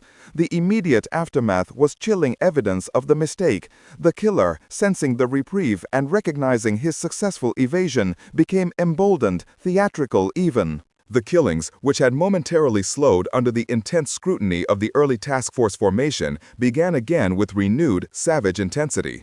But the next discovery carried a message far beyond the violence inflicted upon the victim. A new body was found, dumped near a popular stretch of the Green River that investigators had been meticulously monitoring. The victim, another young woman marginalized by society, had been brutally strangled. This discovery, however, was accompanied by a calculated act of defiance designed to mock the failure of the task force. Near the victim's left hand, partially hidden beneath a scattering of damp leaves, was a small folded piece of newsprint. When the lead detective carefully unfolded the soggy paper, the message was stark. It was a clipping from a recent issue of the Seattle Post-Intelligencer, or the Seattle Times, specifically detailing the police's escalating frustration and their desperate attempts to capture the perpetrator, naming him plainly the Green River Killer. The inclusion of the newspaper clipping was a cold, unambiguous declaration of psychological warfare. It confirmed that the killer was not merely a random predator. He was an active spectator of the investigation, monitoring the media coverage, delighting in the fear he generated, and fully aware of the police's fruitless efforts. He had just successfully lied his way out of custody, and now he was publicly celebrating his untouchability, using the victim's body as the stage for his contemptuous performance. This calculated display of hubris solidified the terrifying profile of the man they were hunting. He was not desperate or clumsy. He was meticulous, highly organized, and possessed a chilling degree of narcissistic enjoyment in his power over both his victims and the agencies tasked with stopping him. The river had become his personalized hunting grounds, and now the headlines were his scoreboard. The task force, reeling from the internal betrayal of the polygraph and the external provocation of the clipping, realized they were facing an enemy who was not just deadly, but actively savoring the prolonged cat-and-mouse game. The Green River Killer had proven that he could hide in plain sight, and until science got up with the scope of his depravity, he would remain an unseen shadow in the rain-soaked wilderness of the Pacific Northwest. Sau khi màn khiêu khích trơ trẽn của kẻ giết người khép lại giai đoạn hoạt động tích cực nhất, một hiện tượng thậm chí còn đáng lo ngại hơn đã xuất hiện, sự im lặng. Sau năm 1987, số lượng thi thể xuất hiện đã giảm đáng kể. Đội đặc nhiệm sông Green lúc đầu còn cảm thấy nhẹ nhõm, nhanh chóng nhận ra đây không phải là một chiến thắng mà là một sự rút lui có tính toán. Tên sát nhân không hề biến mất, hắn chỉ đơn giản là đã học được sự thận trọng. Sự giám sát gắt gao của truyền thông và sự gia tăng hiện diện của cảnh sát với các sĩ quan chìm lượn lờ tại các đường cao tốc và khu vực đèn đỏ đã buộc kẻ săn mồi phải chuyển sang trạng thái ngủ đông hoặc có thể di chuyển ra khỏi khu vực cụ thể này, đi về phía bắc hướng tới các vùng ngoại ô vô danh của Seattle và Tacoma, nơi hắn có thể săn mồi trong các khu vực ít được tổ chức hơn. Mặc dù các vụ giết người có hệ thống đã chấm dứt, cuộc điều tra vẫn không bao giờ thực sự khép lại. Đội đặc nhiệm, dù đã bị thu hẹp quy mô và hoạt động như một nhóm cốt cán, vẫn bị ám ảnh bởi những lần suýt bắt được hung thủ. Họ duy trì hồ sơ về các nghi phạm trình, nhưng không ai khiến họ bực bội và khó nắm bắt hơn Gary Leon Ridgway. Người đàn ông này có lịch sử tiếp xúc với các cô gái làm việc đường phố, chiếc xe bán tải màu đỏ trùng khớp với lời khai và đã có mặt tại những khu vực săn mồi. Tuy nhiên, chiếc máy kiểm tra nói dối, một công nghệ chủ quan, dễ sai lầm của thập niên 80, đã tuyên bố hắn vô tội, buộc các thám tử phải loại bỏ hắn khỏi danh sách truy bắt tích cực. Trong giai đoạn bế tắc này, các thám tử đã có một tầm nhìn xa quan trọng. Họ hiểu rằng họ đang chiến đấu với một tên sát nhân hiện đại bằng những công cụ đã lỗi thời. Họ biết rằng khoa học pháp y, đặc biệt là lĩnh vực định danh DNA mới nổi, cuối cùng sẽ cách mạng hóa việc điều tra tội phạm. Hy vọng duy nhất của họ là bảo đảm tương lai sinh học của vụ án. Vào năm 1987, dưới chiêu bài rà soát lại hành chính tất cả các nghi phạm đang hoạt động để thu thập thông tin nhận dạng cập nhật, một thủ tục quan liêu thoạt nhìn có vẻ vô hại, các thám tử đã khéo léo thu thập được thứ mà họ thực sự cần. Ridgway được yêu cầu cung cấp các mẫu vật mới, vài sợi tóc được cắt gọn gàng và một mẫu nước bọt từ miệng. Tự tin vào sự thành công của mình với máy kiểm tra nói dối trước đó và tin rằng yêu cầu này chỉ là một thủ tục phiền phức tiêu chuẩn, nghi phạm đã dễ dàng tuân thủ. Những phong bì quý giá chứa đựng thông tin sinh học đó đã được dán nhãn, lập danh mục và niêm phong cẩn thận. Chúng không có giá trị sử dụng ngay lập tức. Công nghệ DNA của năm 1987 đòi hỏi các mẫu vật còn nguyên vẹn, giàu số lượng mà những bằng chứng đã bị phân hủy, cũ kỹ tại hiện trường không thể cung cấp được. Các mẫu vật của Ridgway được giao cho phòng lạnh sâu của kho bằng chứng, một nhà xác tạm thời cho sự thật tiềm năng. Năm tháng trôi qua thành thập kỷ, hồ sơ vụ án phủ đầy bụi. Đội đặc nhiệm sông Green giải thể rồi lại được tái lập. Họ theo đuổi những manh mối ma quái và những đầu mối bế tắc, luôn tìm kiếm một mô hình mà kẻ giết người đã ngừng tạo ra. Trong khi đó, Ridgway tiếp tục cuộc sống của mình, làm công việc thợ sơn xe hơi tẻ nhạt, trở về nhà với vợ, thỉnh thoảng đi ngang qua chính những thám tử đang nắm giữ vận mệnh của hắn được đóng băng trong một phong bì. Hắn là một người đàn ông vô hình, được bảo vệ không phải bằng sự thông minh của chính mình, mà bằng khoảng cách thời gian giữa tội ác và khoa học. Nỗi đau đớn của vụ án chuyển thành sự thất vọng âm ỉ, lặng lẽ. Hệ thống đã thất bại với các nạn nhân của thập niên 80, nhưng trong giới hạn vô trùng, đóng băng của khoa bằng chứng, một lời hứa vẫn còn đó. Công lý cho những người phụ nữ sông Green không hề bị từ chối, nó chỉ đang chờ đợi bước tiến không thể ngăn cản của công nghệ để cuối cùng bắt kịp với nỗi kinh hoàng đã xảy ra. Sự im lặng bao trùm sau năm 1987 không phải là hòa bình mà là sự giễu cợt kéo dài. Kẻ giết người sông Green không biến mất, hắn chỉ đơn giản là đã rút lui vào bóng tối, có lẽ là do sự tăng cường giám sát của đội đặc nhiệm sông Green và áp lực chưa từng có lên các khu vực đèn đỏ. Các thám tử đã sống trong cảm giác buồn nôn rằng họ đã để sống một con quái vật, một kẻ đã cướp đi sinh mạng của hàng chục phụ nữ, và giờ đây, hắn đang ẩn mình trong tầm mắt thường, tiếp tục cuộc sống bình thường của mình. Nhiều năm trôi qua, vụ án đi vào bế tắc đau đớn. Bằng chứng vật lý đã được thu thập là rất lớn, nhưng đa số chúng bị phân hủy, bị hủy hoại do nước hoặc bị ô nhiễu bởi các yếu tố môi trường của rừng rậm Tây Washington. Phương pháp điều tra truyền thống đã chạm đến giới hạn, các cuộc phỏng vấn không dẫn đến đâu, các cuộc rình rập không mang lại kết quả, và sự mệt mỏi đã ăn sâu vào tâm hồn các thám tử tận tụy nhất. Trong môi trường tuyệt vọng này, những người đứng đầu GRKTF bắt đầu xem xét một chiến lược mới, đặt cược vào tương lai. Đây là giữa thập niên 80 và khoa học pháp y đang ở giai đoạn sơ khai của cuộc cách mạng DNA. Các kỹ thuật tiên tiến nhất như RFLP bắt đầu được thảo luận, nhưng chúng vẫn còn quá tốn kém, quá nhạy cảm với sự xuống cấp của mẫu vật và chưa được tòa án chấp nhận rộng rãi để trở thành công cụ chủ đạo. Tuy nhiên, các thám tử nhận ra một sự thật nghiệt ngã, nếu họ không thể bắt Gary Leon Ridgway bằng các công cụ của thập niên 80, họ cần phải đảm bảo rằng công nghệ của thập niên 90 hoặc 2000 sẽ làm được điều đó. Ridgway, người đã vượt qua bài kiểm tra nói dối năm 1983, vẫn là một cái gai trong lòng họ.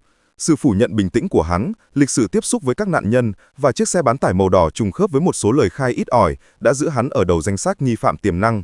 Nhưng không có bằng chứng trực tiếp nào, không có lời thú tội nào, và đặc biệt là không có bằng chứng sinh học nào liên kết hắn với bất kỳ nạn nhân nào.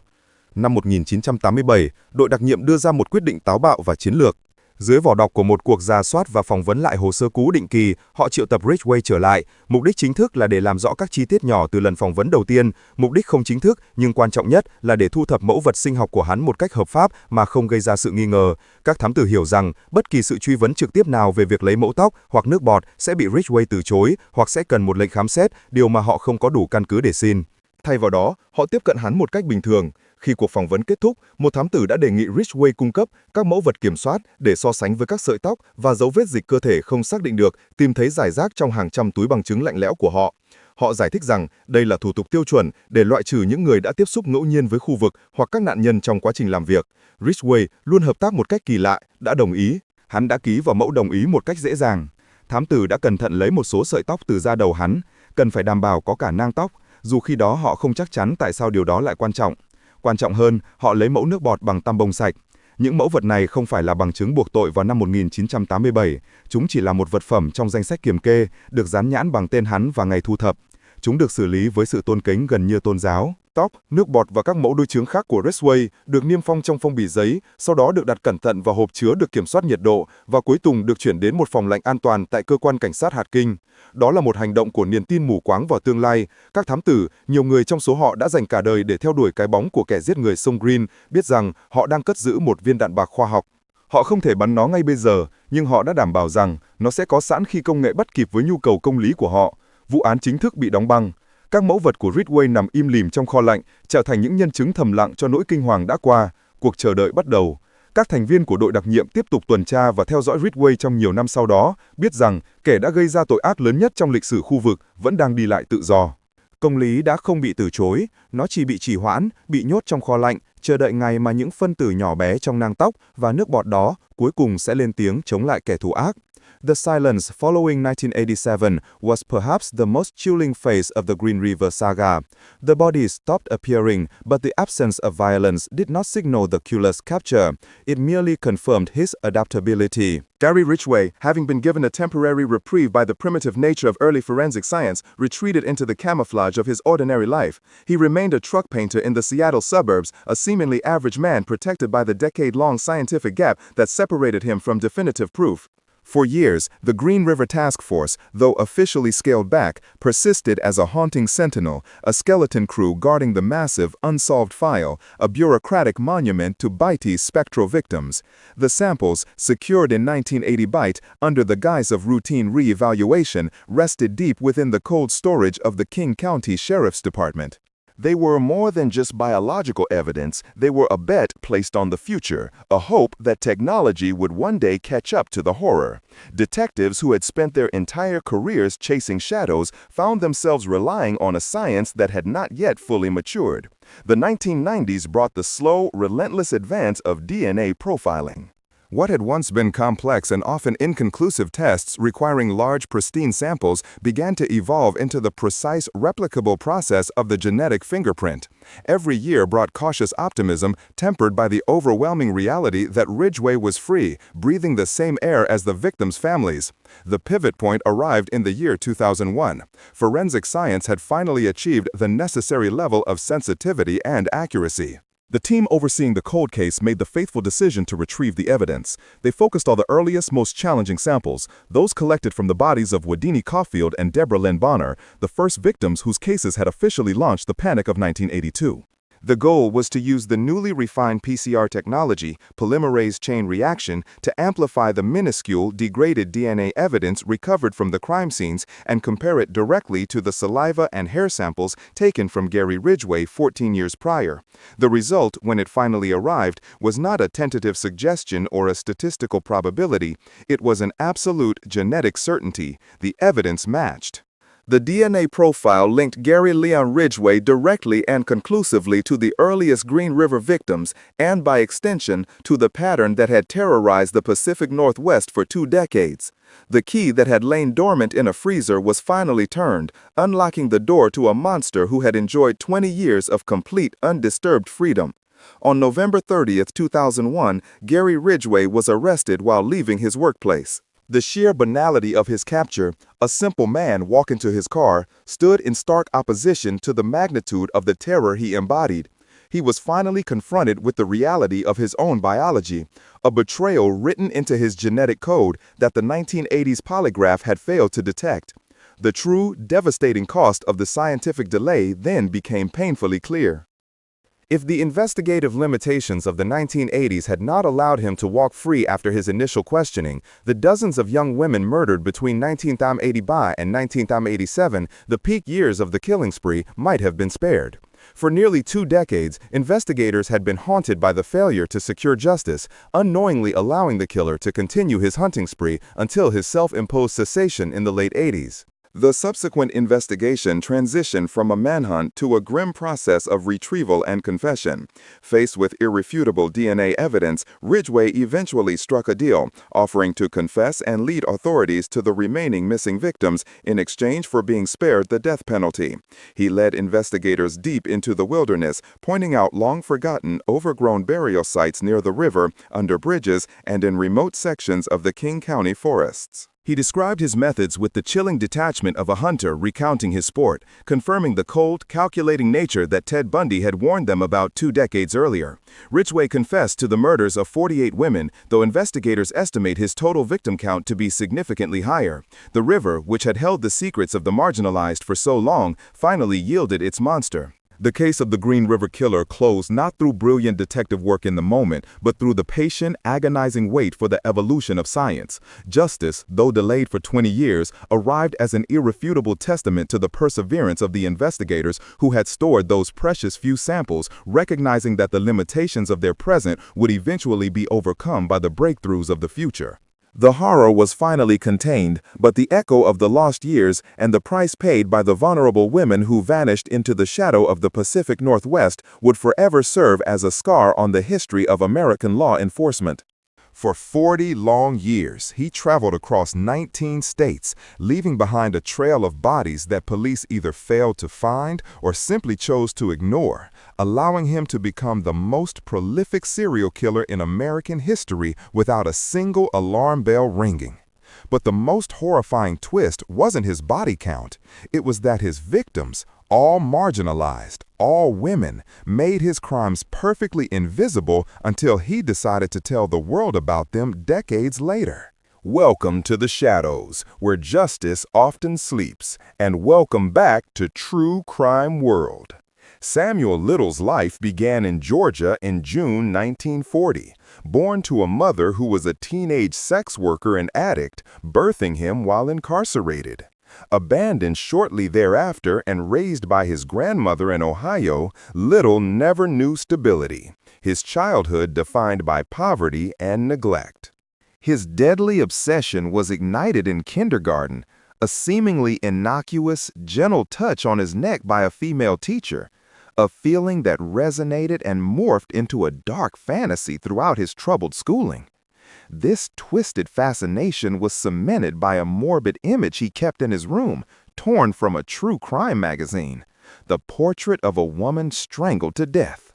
By his teens, Little had dropped out, addicted to drugs and petty theft, graduating quickly from stealing bikes to breaking and entering, becoming a regular fixture at correctional facilities. At age 13, he was sent to a boys' technical school for stealing a bicycle, where he was disciplined over 40 times for fighting and violations in less than 2 years. The reform school did nothing to reform him. Instead, it honed his belligerence and confirmed his path toward a life of crime, leading to his first adult prison sentence in 1961 for breaking into a furniture warehouse, during which time he discovered his affinity for boxing and painting. After his early release in 1964, he began to drift across America, performing odd jobs like working as a cemetery caretaker and an ambulance attendant while continuously committing petty theft and assaults. Between 1964 and 1975, Little was arrested 26 times across 11 states for crimes including assault, grand larceny, and fraud. The true demon emerged on New Year's Eve, 1970. 30 years old and already a habitual offender, Little encountered Mary Brophy, a 33-year-old professional sex worker, in a Miami bar.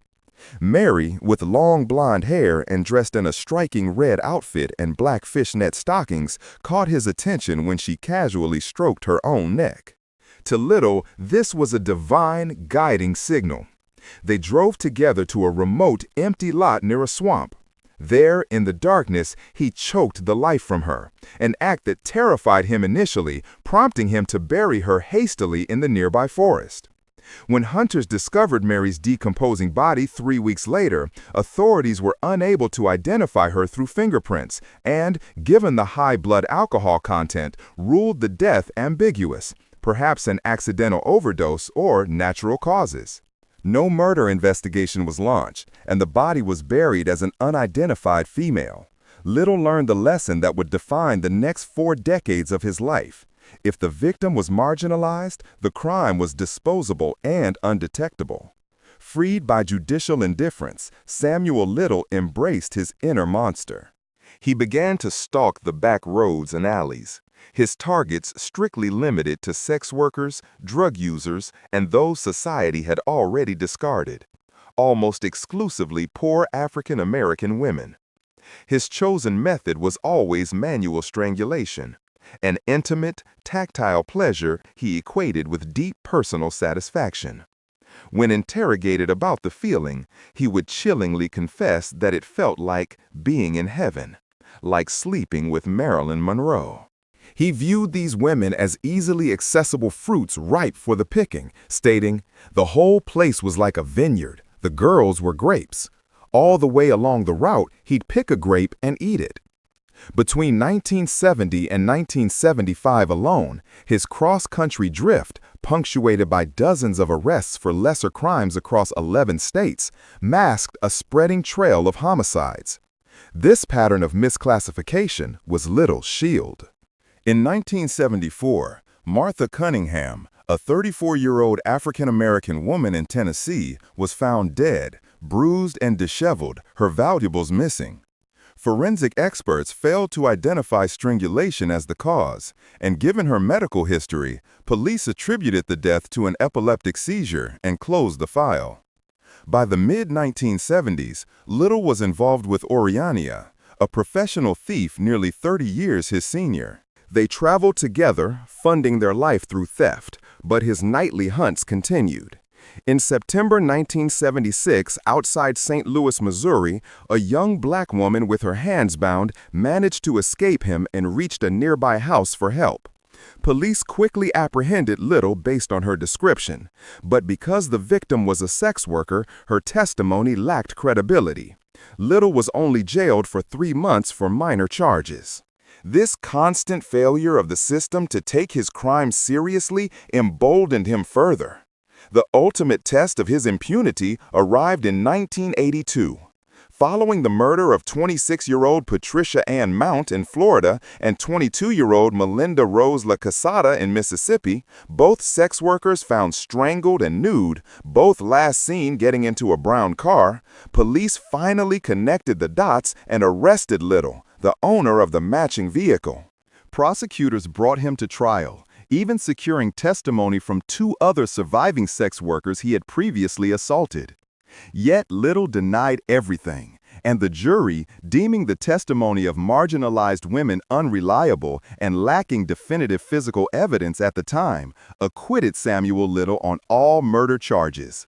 He walked free, the legal dismissal a resounding confirmation of his strategy. Though he faced subsequent minor sentences for battery and kidnapping, including a 2.5-year term following an incident in 1984 in which police found an unconscious, bruised woman in the trunk of his car, the systematic murder spree went on completely unhindered. He even managed to escape a second Florida murder investigation involving Patricia Ann Mount's death, when his companion Danny gave crucial testimony that Little had driven out alone on the night Patricia disappeared and meticulously cleaned the car the next morning.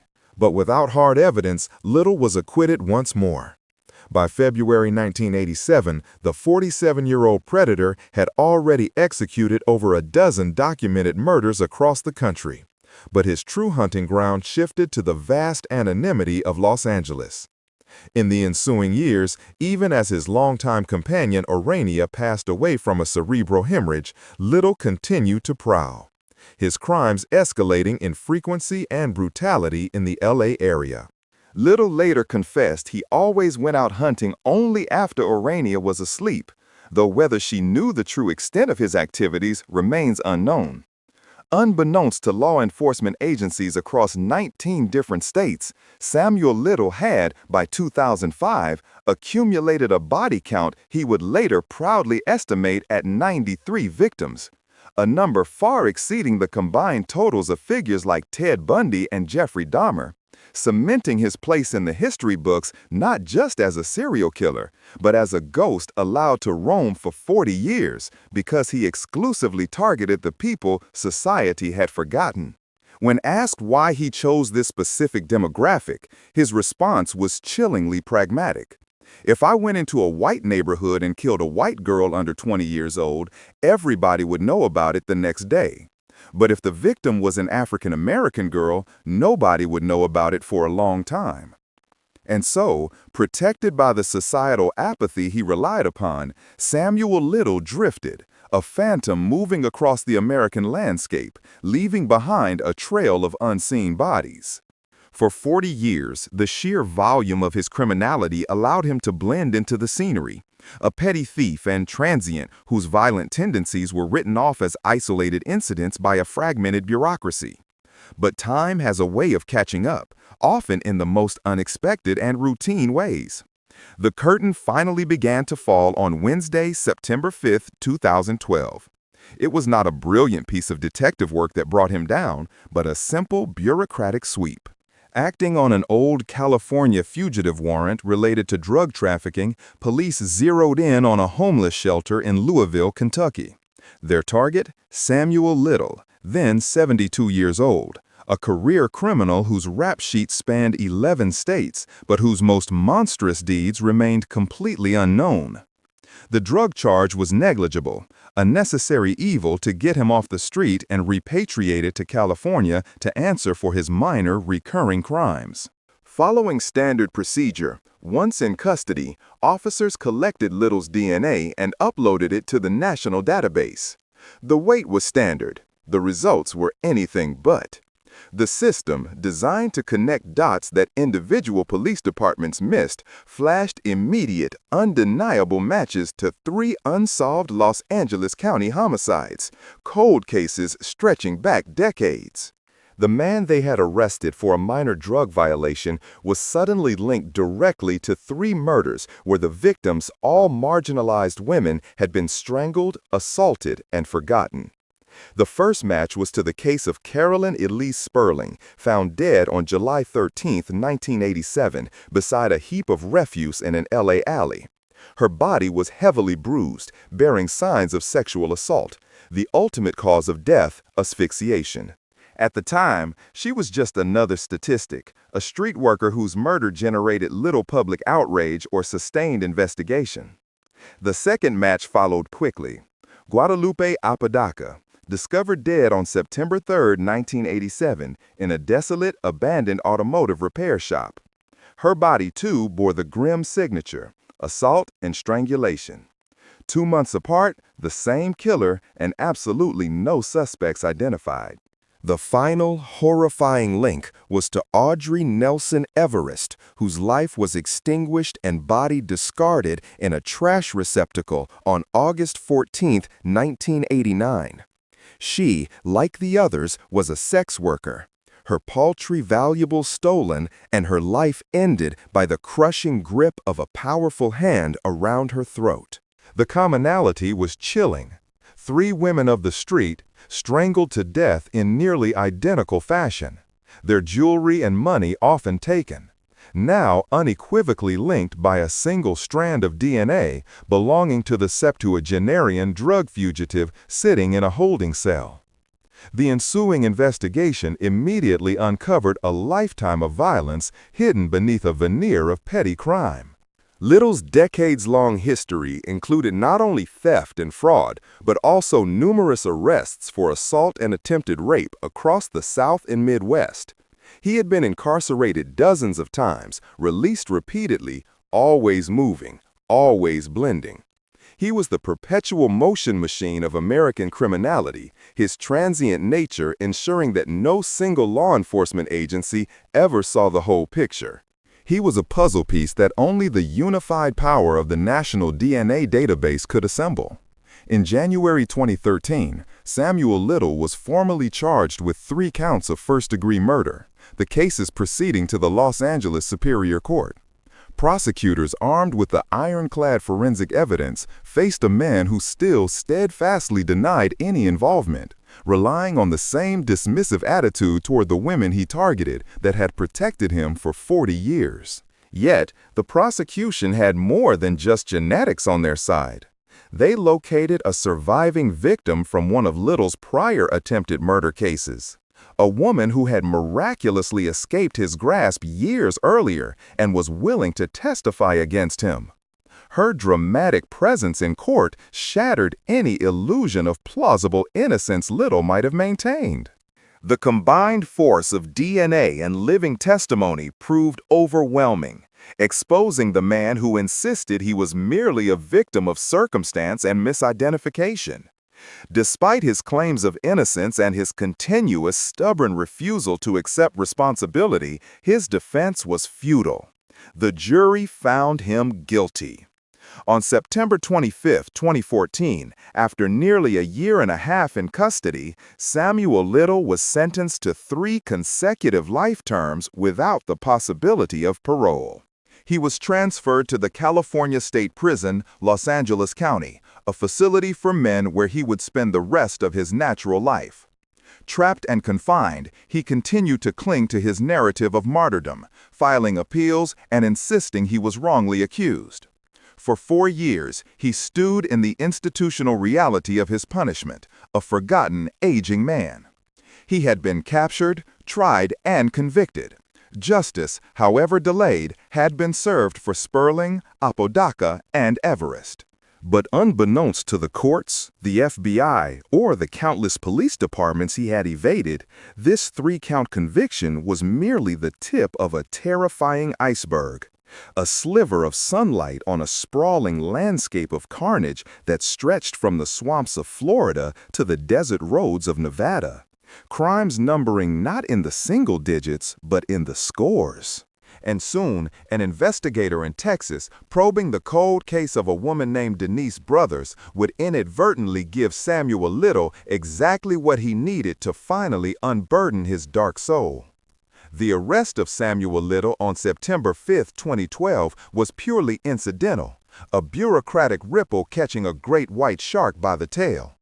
At 72, Little was picked up in a Louisville, Kentucky homeless shelter, not for murder, but for an outstanding California drug warrant. Though he was a known career criminal, a thief, a hustler, a repeat offender spanning decades and a dozen states, the magnitude of the darkness he harbored was utterly unknown to the authorities who processed him that day. Routine procedure dictated that a DNA swab be taken, a mundane action that immediately unlocked decades of horror. Little's genetic code matched 3 previously cold, unsolved murders in Los Angeles. Carolyn Elise Sperling, found near a trash dump in July 1987. Guadalupe Apodaca, found in an abandoned auto shop in September 1987. And Audrey Nelson Everest, found in a dumpster in August 1989. All 3 victims were sex workers, marginalized women subjected to sexual assault and ultimately strangled, their meager valuables stolen. The DNA proved a single killer was responsible, and that killer was Samuel Little. Despite his lifetime of offenses, it took this random drug arrest to finally connect him to the capital crimes he had committed. In January 2013, Little was charged with 3 counts of first-degree murder. Though he vehemently denied all charges during his Los Angeles Superior Court trial, the overwhelming DNA evidence, supported by the testimony of a surviving victim from a previous attempted murder charge, was irrefutable. On September 25, 2014, Samuel Little was convicted and sentenced to 3 consecutive life sentences without the possibility of parole, banished to the California State Prison in Los Angeles County, a facility he immediately began to despise. He remained defiant, clinging to his claims of innocence until the shifting sands of fate and the desperation of an aging criminal finally opened the floodgates. 4 years later, in May 2018, a Texas investigator probing the 1994 cold case of Denise Brothers, a 38-year-old sex worker murdered in Odessa, noticed the striking similarities between the MO of the LA cases and the manner in which Brothers was strangled and left naked in an empty lot. Recognizing that Little had been in Texas at the time of the murder, the investigators, joined by 2 FBI agents, traveled to California to interview the now 78-year-old inmate. Little, frail from diabetes and heart disease, quickly realized the leverage he possessed. Complaining bitterly about the conditions in his current prison, he offered a shocking bargain. He would confess to all his crimes, cooperate fully, and help close every open case, provided he was transferred to a better, more comfortable facility in West Texas and guaranteed that the death penalty would be taken off the table. The deal was struck, and the results were immediate and explosive. Little confessed to the 3 California murders he had always denied, and then described in gruesome detail the murder of Denise Brothers, recalling how he had lured her into his white car, driven her to a secluded alley, and, claiming he was an artist who wanted to sketch her, suddenly attacked, pulling her into the back seat, one hand strangling her, the other self-gratifying, telling her, "You will always be mine," before brutally throttling her until life left her body. The investigators listened, horrified, but Little was only warming up. He began to recall crimes that had never even been formally logged by police, a catalog of murders stretching from 1970 to 2005. He spoke of a Black American woman in New Orleans in 1982, describing her beautiful dress before recounting how he had strangled her and tossed her body into a river.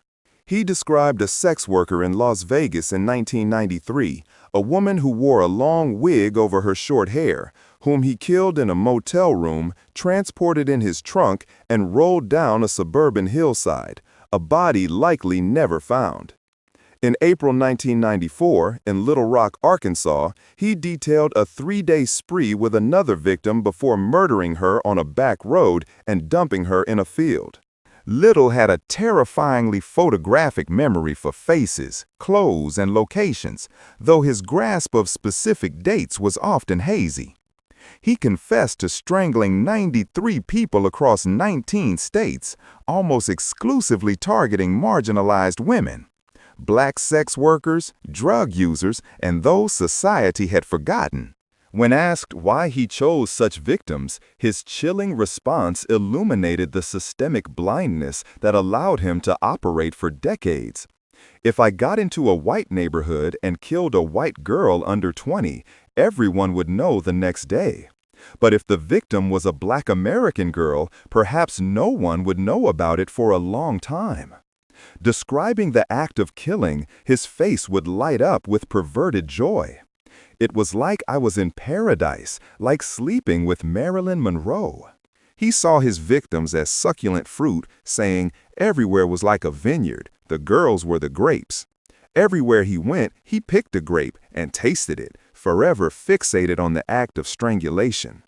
Little's murderous journey began on New Year's Eve 1970 when he strangled his first confirmed victim, Mary Brophy, in a desolate Florida marshland after she had innocently brushed her own neck, triggering his deep-seated strangulation fetish. An obsession first sparked in kindergarten when a teacher touched his own neck. His life had been a tragic cycle from the start. Born in jail in 1940 to a prostitute mother who attempted to abort him, abandoned as an infant, and steered into a life of crime by poverty and neglect. His criminal history was a rotating door of larceny, assault, and brief prison stints, all punctuated by an escalating pattern of murder that went completely unrecognized until his DNA proved the link 4 decades later. Because law enforcement consistently dismissed the deaths of women like Mary Brophy and Martha Cunningham as accidents or overdoses. The raw volume and spatial breadth of his confessions forced the FBI to take unprecedented action. By October 2019, after meticulous cross-referencing and collaboration with dozens of law enforcement agencies, the FBI officially declared Samuel Little the most prolific serial killer in U.S. history, confirming responsibility for over 50 cases and actively investigating the remaining claims. They released more than 30 of his disturbing, detailed victim portraits to the public, hoping to finally identify those whose lives had been cruelly extinguished. Transferred to Texas in December 2018 for the Denise Brothers case, Samuel Little faced a 4th life sentence, but had finally won his better prison conditions, cooperating with authorities until the end of his days. He died in custody in December 2020 at the age of 80, taking the identities of many of his victims to the grave. Though the justice system finally caught Samuel Little, his crimes stand as a brutal testament to the failure to protect the most vulnerable among us, the women whose lives were deemed disposable until a murderer chose to boast about taking them. This tragedy forces us to confront difficult truths about who we choose to protect and whose suffering goes unnoticed. If you found this deep dive into the darkest corners of criminal history illuminating, please ensure you like this video, share it with others, and subscribe to True Crime World for more in-depth investigative stories. We have solved Little's case, but the question remains, are there other Samuel Littles operating today, hidden in plain sight because their victims are overlooked?